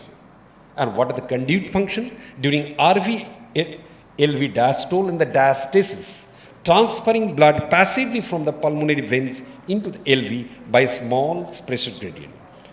I am not going to the contractile function because it's a topic on atrial fibrillation, and there is a fourth suction that source refills itself in RV systole is coming. So, conduit function and the reservoir function, we can do it. Booster pump action, we cannot do it in case of atrial fibrillation. Now, if we calculate the function, LA function, in the reservoir function there are two. Either you can do LA total emptying volume from the LA maximum volume minus LAV mean, and expansion index, that is the total emptying volume divided by LAV mean. That we can do even in atrial fibrillation. Among the conduit function, LA passive emptying volume and the LA passive emptying fraction, we cannot do it. Only the conduit volume we can do it by deducting the LV stroke volume from the LA total emptying volume. Active contractile function, we cannot do it. So these are the only three volumetric functions we can do from atrial fibrillation. For example, in a normal person, I am taking this is the apical fourth chamber LA max, this is the apical fourth chamber LA mean, this is the apical two chamber LA max, and this is the apical two chamber LA mean. Now, if I calculate this, the measurement of LA volume at different frames, but 2 frames at least in atrial fibrillation, that maximum and the minimum, your maximum volume index is 18.15, that means the LAV max, and LAV mean is 7.09. That means it is absolutely normal. Now, if we now calculate the function, the reservoir function you can see is normal, that is 11.06, and expansion index is also normal, and conduit volume is also normal. So we can, from the volumetric point of view, we can conclude this is a normal LA volume and the function. Taking further in the second example, these are all cases, because lack of time I cannot show you the cases, these are all cases. Again, this is the, you can see the LA maximum volume index is 40.6 LAV max, and the minimum volume is 21.6. That means there is a mild enlargement in volume. If you take the function, if you see, the total emptying volume is at the higher limit of the normal, but you see LV expansion index had already reduced. If you take the conduit volume, still within the normal limit. So we can fairly conclude that this is an enlarged LA volume, but there may be mild dysfunction. We can take other LA parameters, later on we will do it. Take the third case. There is a LA volume, maximum volume is 52 and the minimum is 34. Both are definitely increased volumetrically. And you will see the function. Still the total empty volume is reduced within normal limit, but see the expansion index is grossly reduced, and also the conduit volume. So you can conclude that enlarged LA volume, this case is enlarged LA volume and severe dysfunction. That will correlate with the other LA function later. Okay, fine. Now, if you consider this, whether 2D or 3D volume, there are certain differences there. Left atrial total emptying and the passive emptying function measured by 3D are larger than their corresponding measurement in the 2D. Conversely, the LA expansion index and the LA active emptying fraction were similar, measured by either 3D and 2D. So you can do both, no problem. You can do in the 3D also in this way. The same thing, this is the way we can do it in the real sense. So again, what are the strengths of the 2D volumetric phasic LA balloon? Do not require property software, modest body of supporting data. Weakness is that 3 separate manual tracings in case of normal sinus rhythm, but here 2 tracings are required, thereby increasing the errors. Need focus LA views, geometric assumption for volume estimation, large inter-observer and retest variability. Wherein the 3D strengths are the fully and semi-automatic endocardial broad tracing, a smallest body, modest body of supporting data. weakness obviously is there. Now comes the Doppler parameter. See, Doppler parameter, most important is the transmittal airwave velocity, but that you cannot do in atrial fibrillation. But what is important is that as it is a surrogate marker of LA contractile function, is commonly used to assess the LA function during serial follow-up studies after cardioversion of atrial fibrillation to sinus rhythm or after catheter-based ablation technique. Because when you do the cardioversion, initially what happens, you cannot see the A waves. But as the time goes, the A wave becomes prominent. And from that, if you measure the transmittal A velocities, not only the velocity, also the tissue Doppler imaging and also the atrial conduction time, both will be increased. Not only that, another important factor is the atrial fraction, that is the VTI of A wave divided by VTL mitral flow.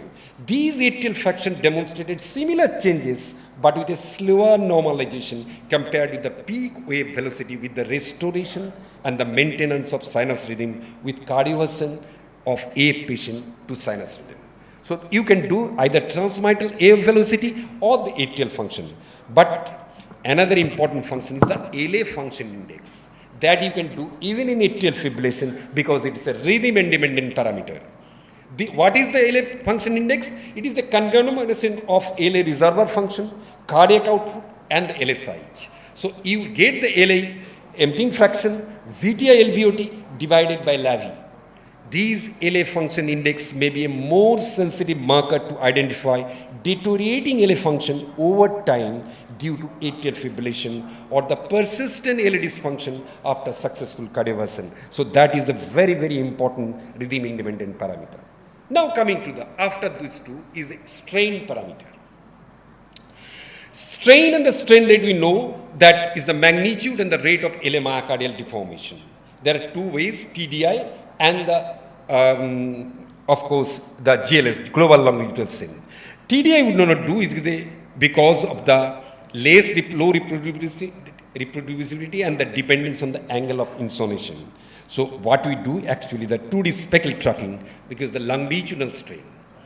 For that you have to have obtained a unzoomed, LA focused and optimized view, acquired minimum 3 to 5 in case of atrial fibrillation at least 10 cycle at high frame rates, optimized 2D image quality, and you can do 3 phasic strain, reservoir strain, and conduit strain, but not the contractile strain.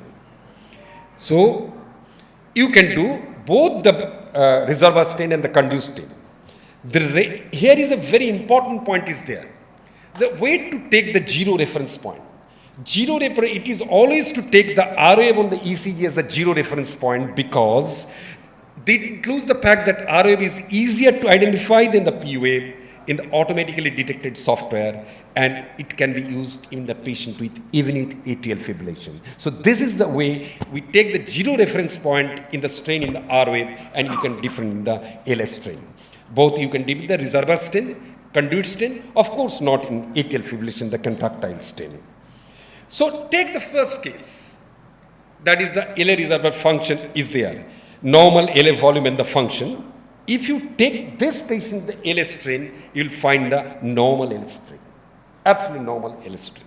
Now come to the second case, where there is a large LA volume and the mild LA dysfunction, you stick the LA strain, peak LA strain or the reservoir strain is already decreased to 18%. And you take the third one, where there is a large LA volume and the severe dysfunction in the volumetric phase analysis, you see the strain is already definitely grossly reduced, strain is an about 9%. And incidentally, this patient LV-GLS is also showing GLS, global GLS is 9%. So reservoir strain is very important. Strength is that use conventional grayscale 4-chamber view, easy to perform and highly reproducible, demonstrated prognostic value, demonstrated diagnostic value in HEPPEP, standardized dedicated software packages are available. So now 2 slides on atrial fibrillation. What do we summarize?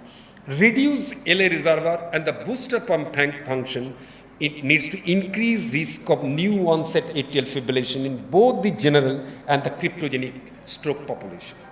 Number 2, in asymptomatic individuals, even more than one clinical risk factor for AF. If you do the global longitudinal strain and the LAVI with the strongest predictors of the AF occurrence. And third is the altered LA function associated with AF occurrence in even and otherwise healthy athletes.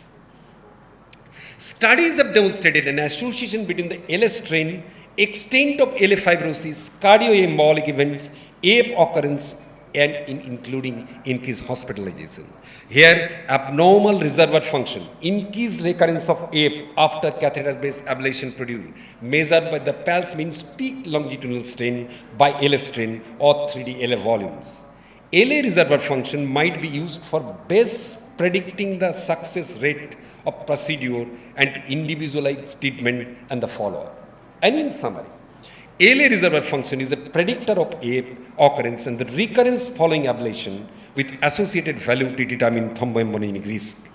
So I conclude, measurement of LA have hitherto limited to evaluation of the LV max.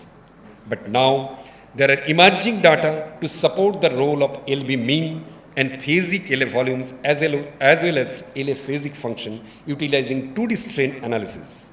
The particular area of relevance of LA matrix in the clinical care of patient, including the evaluation of the LV diastolic dysfunction, HEPEP, and the most important is the atrial fibrillation, all of which are common and the growing problems.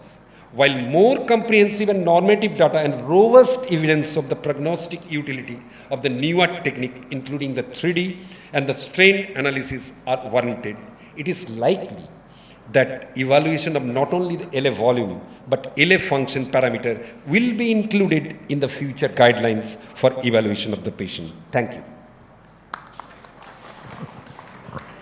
Thanks, Dr. Dey. Just I'll ask you one question. Since LA appendage is an integral part of LA, and you discuss the assessment of LA function, you don't think LA appendage do not have any role in assessment of LA, particularly in patients who are having atrial fibrillation, because we are in the session of atrial fibrillation. Because I agree with sir because of the lack of time, because itself is a chapter for 15 minutes, LA appendage functions. So I intentionally omitted it. I agree fully with you, that's an integral part of the LA function. Okay, next speaker. Yeah, would like to invite Dr. Shubhra Banerjee. Actually, Dr. Ganguly is unwell. Dr. Shubhra Banerjee will be speaking on a role of NOAC in atrial fibrillation with renal impairment. Sir, just an announcement. This session is sponsored by academic grant by NMS Lab. Thank you so much.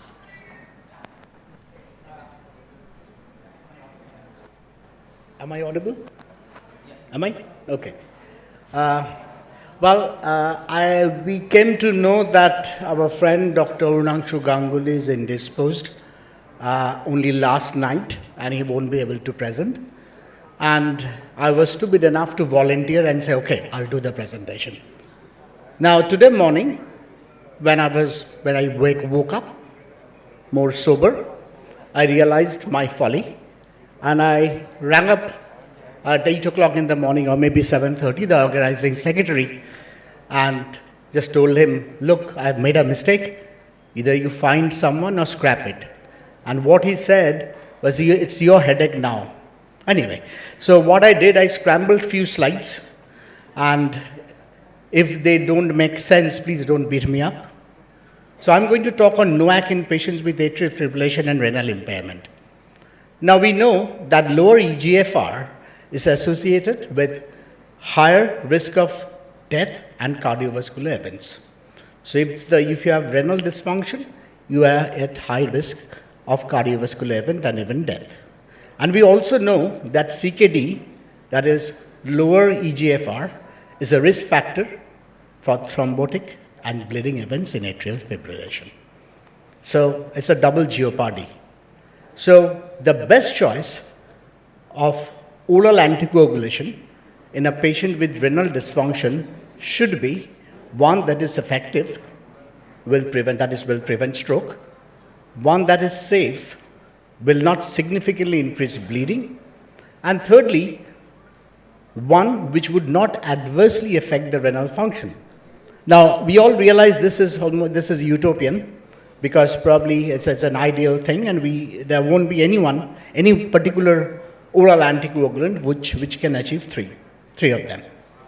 Now, I think the questions that we have to answer here, in patients with renal impairment, do we use vitamin K antagonist or should we use NOAC? And then if the answer is NOAC, then which NOAC?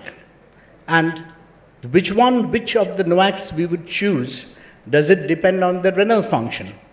And if yes, then what about if the creatine clearance is more than 50? If it's between 30 to 50, between 50 to 30, or what if it's less than 15? Now, I really don't know the answer. Could I ask the audience, anyone, what would you do? Say in renal impairment, would you give vitamin K antagonist or NOAC? Which NOAC is your favorite? Or maybe my friend there, chairperson. Apixaban. So the House says Apixaban. Well, I don't know. And that's why I actually agreed to do this, because that would be a learning experience for me as well. Anyway, so let's see what the evidence says. Now, we know that the renal clearance actually of different NOACs, they differ. And for dabigatran, it's about 85%. So it's quite natural that if the patient is in renal failure, dabigatran dose, the blood levels would go up, and it could be very high. And we have seen this, that in patients with renal impairment, as the renal function deteriorates, the level of dabigatran goes up more rapidly compared to rivaroxaban and apixaban. Now we know this is from the ESA guidelines, that you may use any of these NOACs, but the dose may need to be changed depending on the renal function. And we have evidence from the trials till a level of 30 milliliter per minute. And perhaps if you extrapolate the results, you can still use them up to 15 per ml per minute. That's true for rivaroxaban, edoxaban, and apixaban, but not for dabigatran. And in patients at end-stage renal failure, that's who are in dialysis, then you wouldn't be using any. Okay, now let's look at what studies show. Now, this study, which is a sub-study from RELY, it shows the bleeding benefit of 110 milligram of dabigatran over warfarin is lost in patients if the creatine clearance is less than 50, while maintaining a similar stroke risk reduction compared to VKA. So, if it's the dose 110, if you use in patients with creatine clearance less than 50, then if you use dabigatran, then you still have the advantage over warfarin in stroke reduction, but not with bleeding. On the contrary, the bleeding benefit with apixaban compared to warfarin becomes significantly more prominent at a lower creatine clearance values, while the stroke reduction benefit is maintained. So, if you take these two studies, you would feel, yes, apixaban would be better, at least than dabigatran. Now, there's another aspect, that is, we know that renal function deteriorates with time, and VK use may actually accelerate the renal functional deterioration in patients with AF. Now, when you look at the ROCKET-AF and the Aristotle study, you find that the reduction, or I would say the worsening in renal function with rivaroxaban in ROCKET-AF study was, the magnitude of worsening was smaller compared to that in Aristotle. It's not a head-to-head study. Common comparator was warfarin. But if you see under ROCKET-AF study, then the deterioration of renal function was less than warfarin. And if you compare that to the Aristotle study, then the magnitude of decline in renal function was higher compared to warfarin.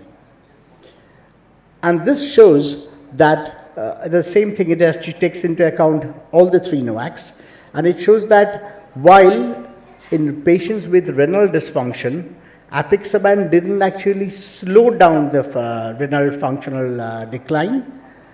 Dabigatran and rivaroxaban did. So far as deterioration of renal function is concerned, apixaban is more or less neutral, but dabigatran and rivaroxaban can slow the decline in renal function. And this is the renal AF study. This was done in patients who are on hemodialysis, that is where there's end-stage renal disease. And here the primary endpoint, which was clinically relevant non-major bleed, was lowered both with apixaban and warfarin. However, it was significant, and it showed that it was more significant or more favorable with apixaban compared to warfarin. So the conclusion was apixaban 5 milligram twice daily results in similar rates of bleeding and stroke as warfarin among patients with end-stage renal disease on hemodialysis. So you can use either of the two, apixaban or warfarin. You have to keep in mind that for other drugs, like for rivaroxaban and dabigatran, we do not have any such trial. But again, look at the number of patients who were included in this trial. 82 patients on apixaban, 72 patients on warfarin, very small number. This was done actually during the COVID study, and so there was difficulty in recruitment, COVID period, sorry. So can you really rely on this data? I don't know. That's my question. And also another thing you have to keep in mind, that we can't really compare all these studies, head to head, because see, if you look at the ROCKET-AF study, we had a pre-specified renal dose, that is 15 milligram to be used. Whereas in RELY, we didn't have any pre-specification. Patients were randomly put into 150 milligram or 110 milligram dose. And for Aristotle, there was renal function was one of the three criteria which would decide whether you'd be using a lower dose or not. Now, if you look at the number of patients studied with reduced dose, then it was quite high with dabigatran, more than 6,000, quite low with Aristotle, that is 428, and somewhere in between with rivaroxaban in ROCKET-AF study. And the number of patients on reduced dose with moderate renal function was 20% in ROCKET-AF with rivaroxaban, 9.9% with dabigatran and RELY, and only 1.6% on Aristotle. Reason why I'm showing this is just to say, you can't conclusively say that one NOAC is better than the other. However, from the evidence that we have and I have showed, you may come to a conclusion. So I'm back to that question. In patients with renal impairment, do we use VK or NOAC? And I think we have evidence to say, in general, NOACs are as good as VK, maybe better. At least we can say they're easy to use. You really don't have to monitor the INR, and which may be difficult in patients with renal dysfunction. So probably we will go for we'll go for NOAC. Which NOAC? Again, difficult to say. This is what I think I would have done, and please correct me, the chairpersons. If it's a creatine clearance more than 50, I would use any of the NOACs. Which one I would use may depend on other factors present, but so far as renal function is concerned, I do not have any hesitancy.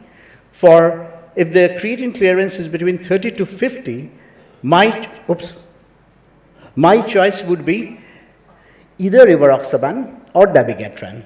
I will probably use rivaroxaban more because, dabigatran's renal function is a little, you have to keep a close eye on it, but still you can use rivaroxaban or dabigatran, because here I would not want the renal function to deteriorate fast.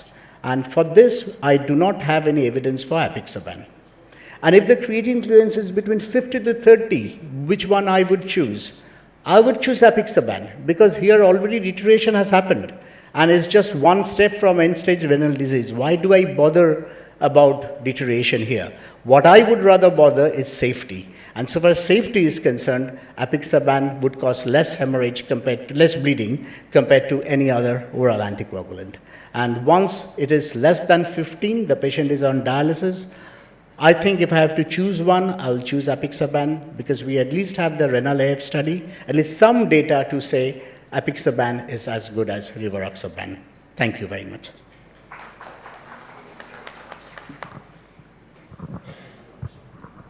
Yeah, thank you, Dr. Banerjee, for a nice talk. And you have yourself have clearly said which to use according to creatinine clearance. So it is very clear now. Thank you so much. Thank you. So there will be no questions further. And I thank the speaker and chairpersons. And this session is done. Thank you so much to all the respected chairpersons and also to the respected speaker.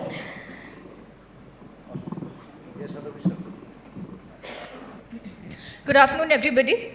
So, a session before the lunch. I hope to get your attention. So, I'm going to talk on intraoperative echocardiography during mitral valve surgery, and I'm a cardiac anesthesiologist. And I thank WBAE to give me this revered platform of learned, and it's a very learned forum. I'm extremely honored.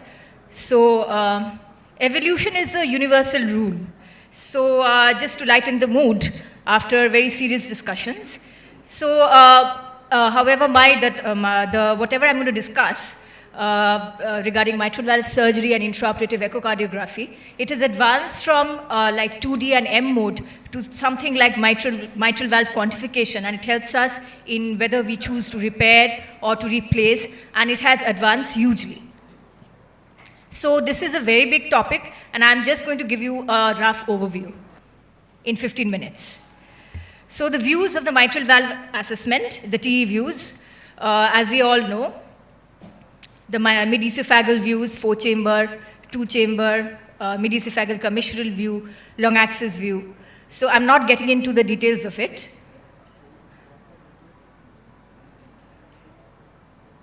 The transgastric views, transgastric basal, short axis, transgastric mid-papillary short axis, transgastric 2-chamber, deep transgastric. So these are the various views. So there is also real-time 3D TE. It has a high level of consistency between, there is a high level of consistency between real-time 3D TE and assessment of mitral valve and surgical inspection by the surgeon. Cleft defects, indentations, and leaflet perforations are better viewed in 3D images. So this is what a 3D end-phase view looks like. So 3D axial imaging using multiplanar reconstruction, it helps us to get a very good view of the mitral valve. 3D QLab mitral valve quantification we have in our Philips TE machines. It helps us in quantifying the various, the indices which can help us to understand whether a valve is repairable or not. So coming to, I'll show you some loops on various diseases we encounter in our OTs. So rheumatic mitral valve disease, very common. So as you can see, there is an MS, looks like a severe MS.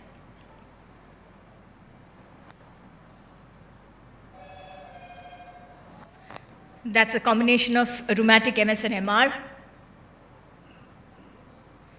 So it helps us to see LA clots so that the surgeon can take out or maybe do some LA appendage something.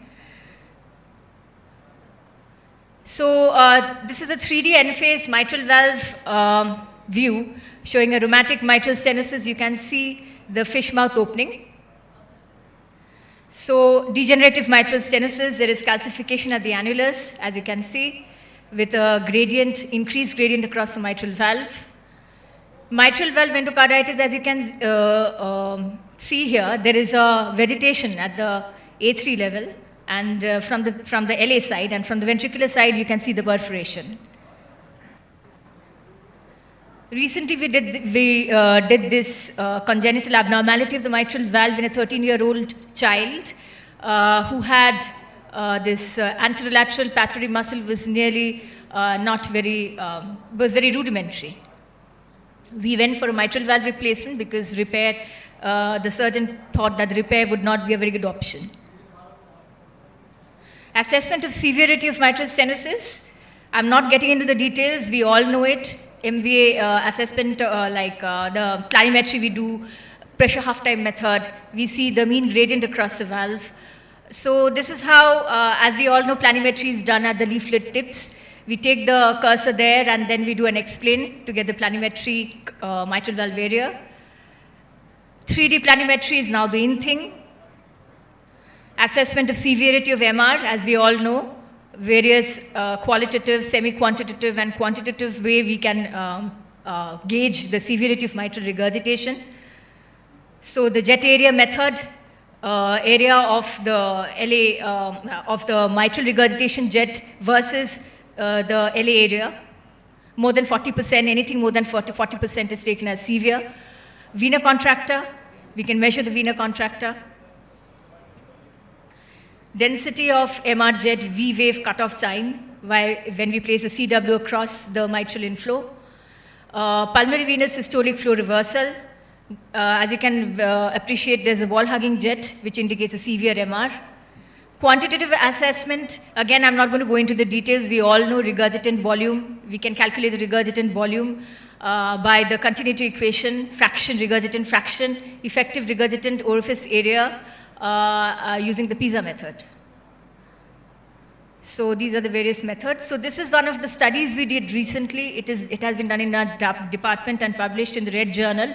And we evaluated mitral aortic flow velocity integral ratio as a tool to differentiate between severe and non-severe mitral regurgitation, and we could validate it against some gold standards like the regurgitant volume and EROA. And we also found that specifically in mitral valves which have a lot of calcification, it is a very useful tool.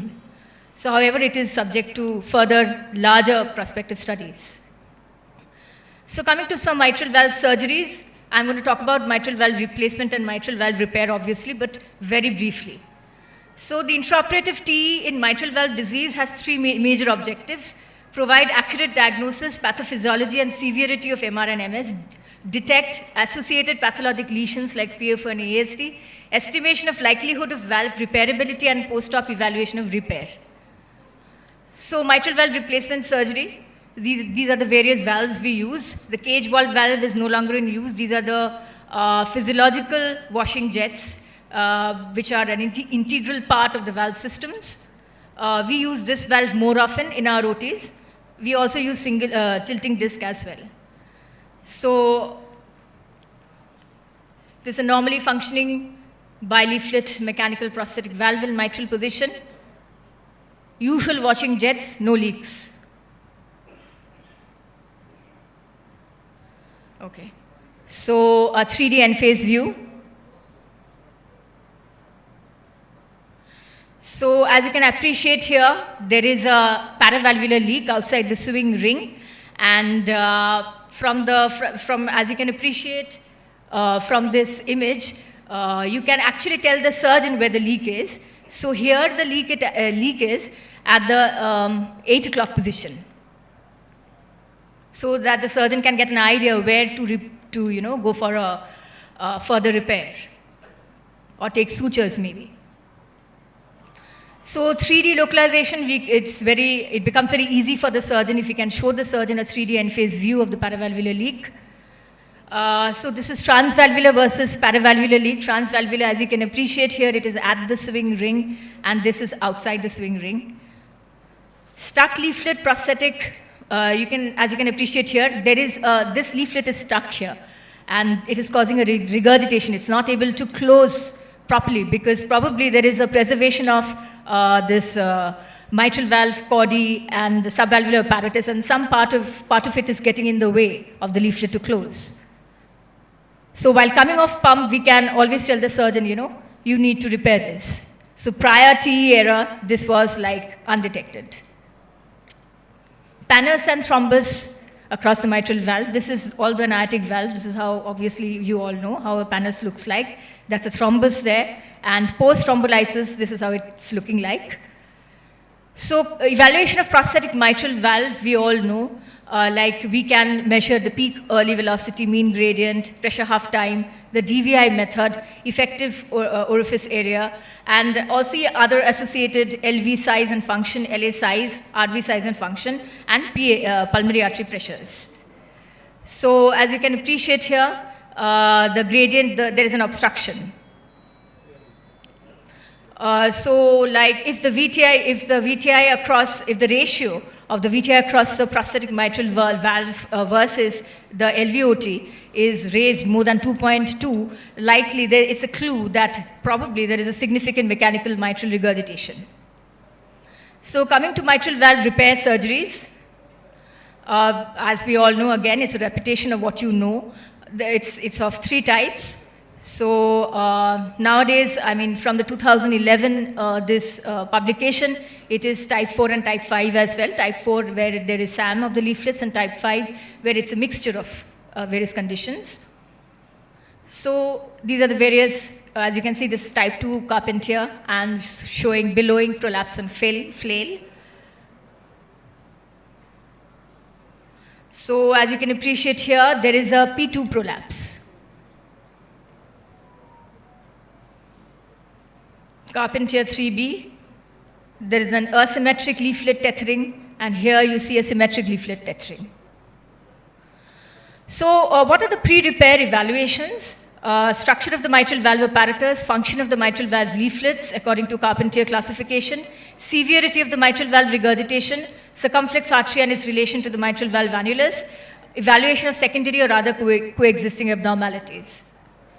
So 2D quantitative measurements, what do we do? The size of the mitral annulus, length of the AML, length of the PML, the C-sep distance, LA size, left ventricular systolic internal diameter, left ventricular end diastolic internal diameter, tenting area, tenting height and coaptation height, coaptation length. So all these are these are indices which can tell us whether a repair is going to be successful or not, whether we should at all go for a surgeon, should at all go for a repair, or should replace the valve. So these are the various ways we do the pre-repair measurements.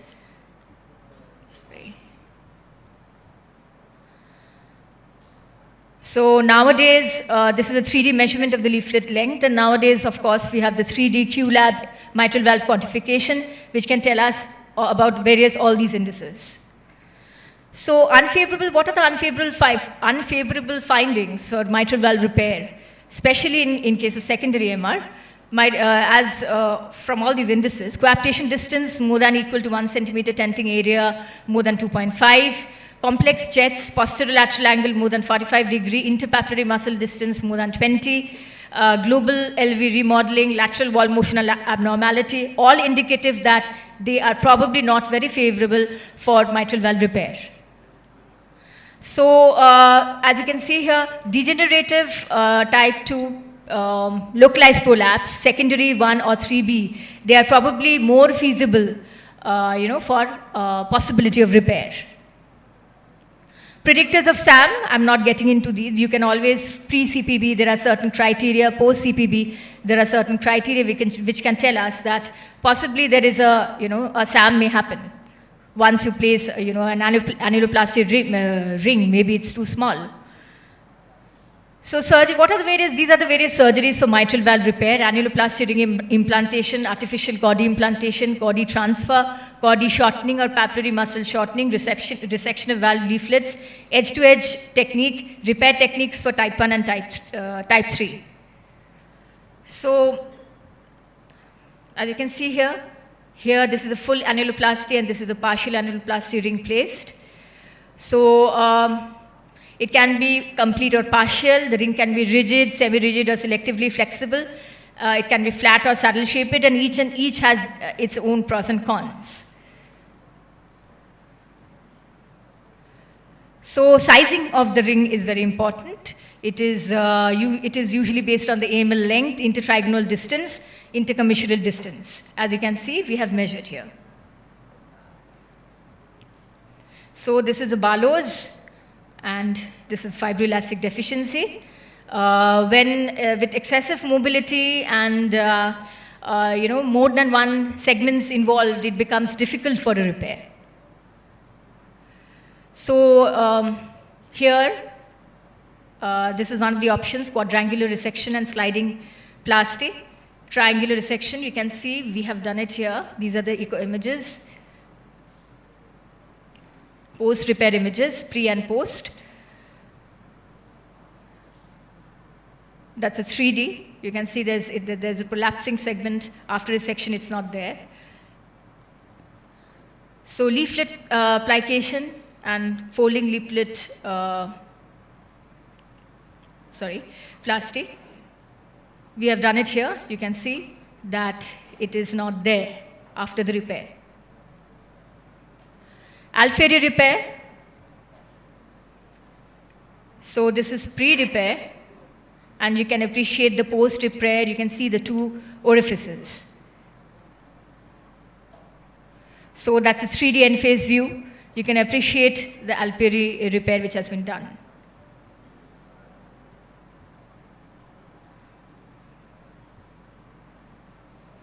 So placement of neocordy, post-repair. That's amyl plication commissuroplasty. So post-repair TE evaluation, it helps us to localize, it should be done, it helps us to localize and quantify any residual MR, either transvalvular or paraannular. Examine if there is any mitral stenosis, screen for potential complications like global and regional ventricular functions, SAM, LVOT obstruction, AR, ventricular rupture, aortic dissection maybe. So this is a post-repair SAM, as you can appreciate. That's an unfortunate case of ventricular rupture.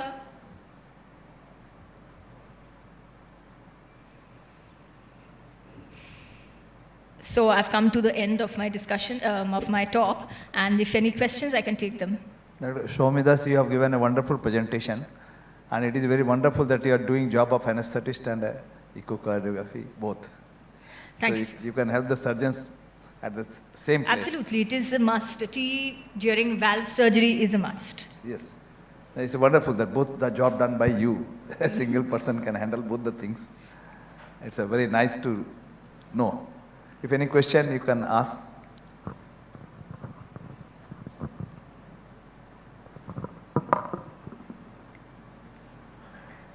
I think everybody is waiting for the lunch. I'm sure, sir, I'm sure. I don't think we if should any delay it question, further. you can discuss with her during the lunch time. Thank you once again to the entire audience and to WAE for giving me this platform. Thank you.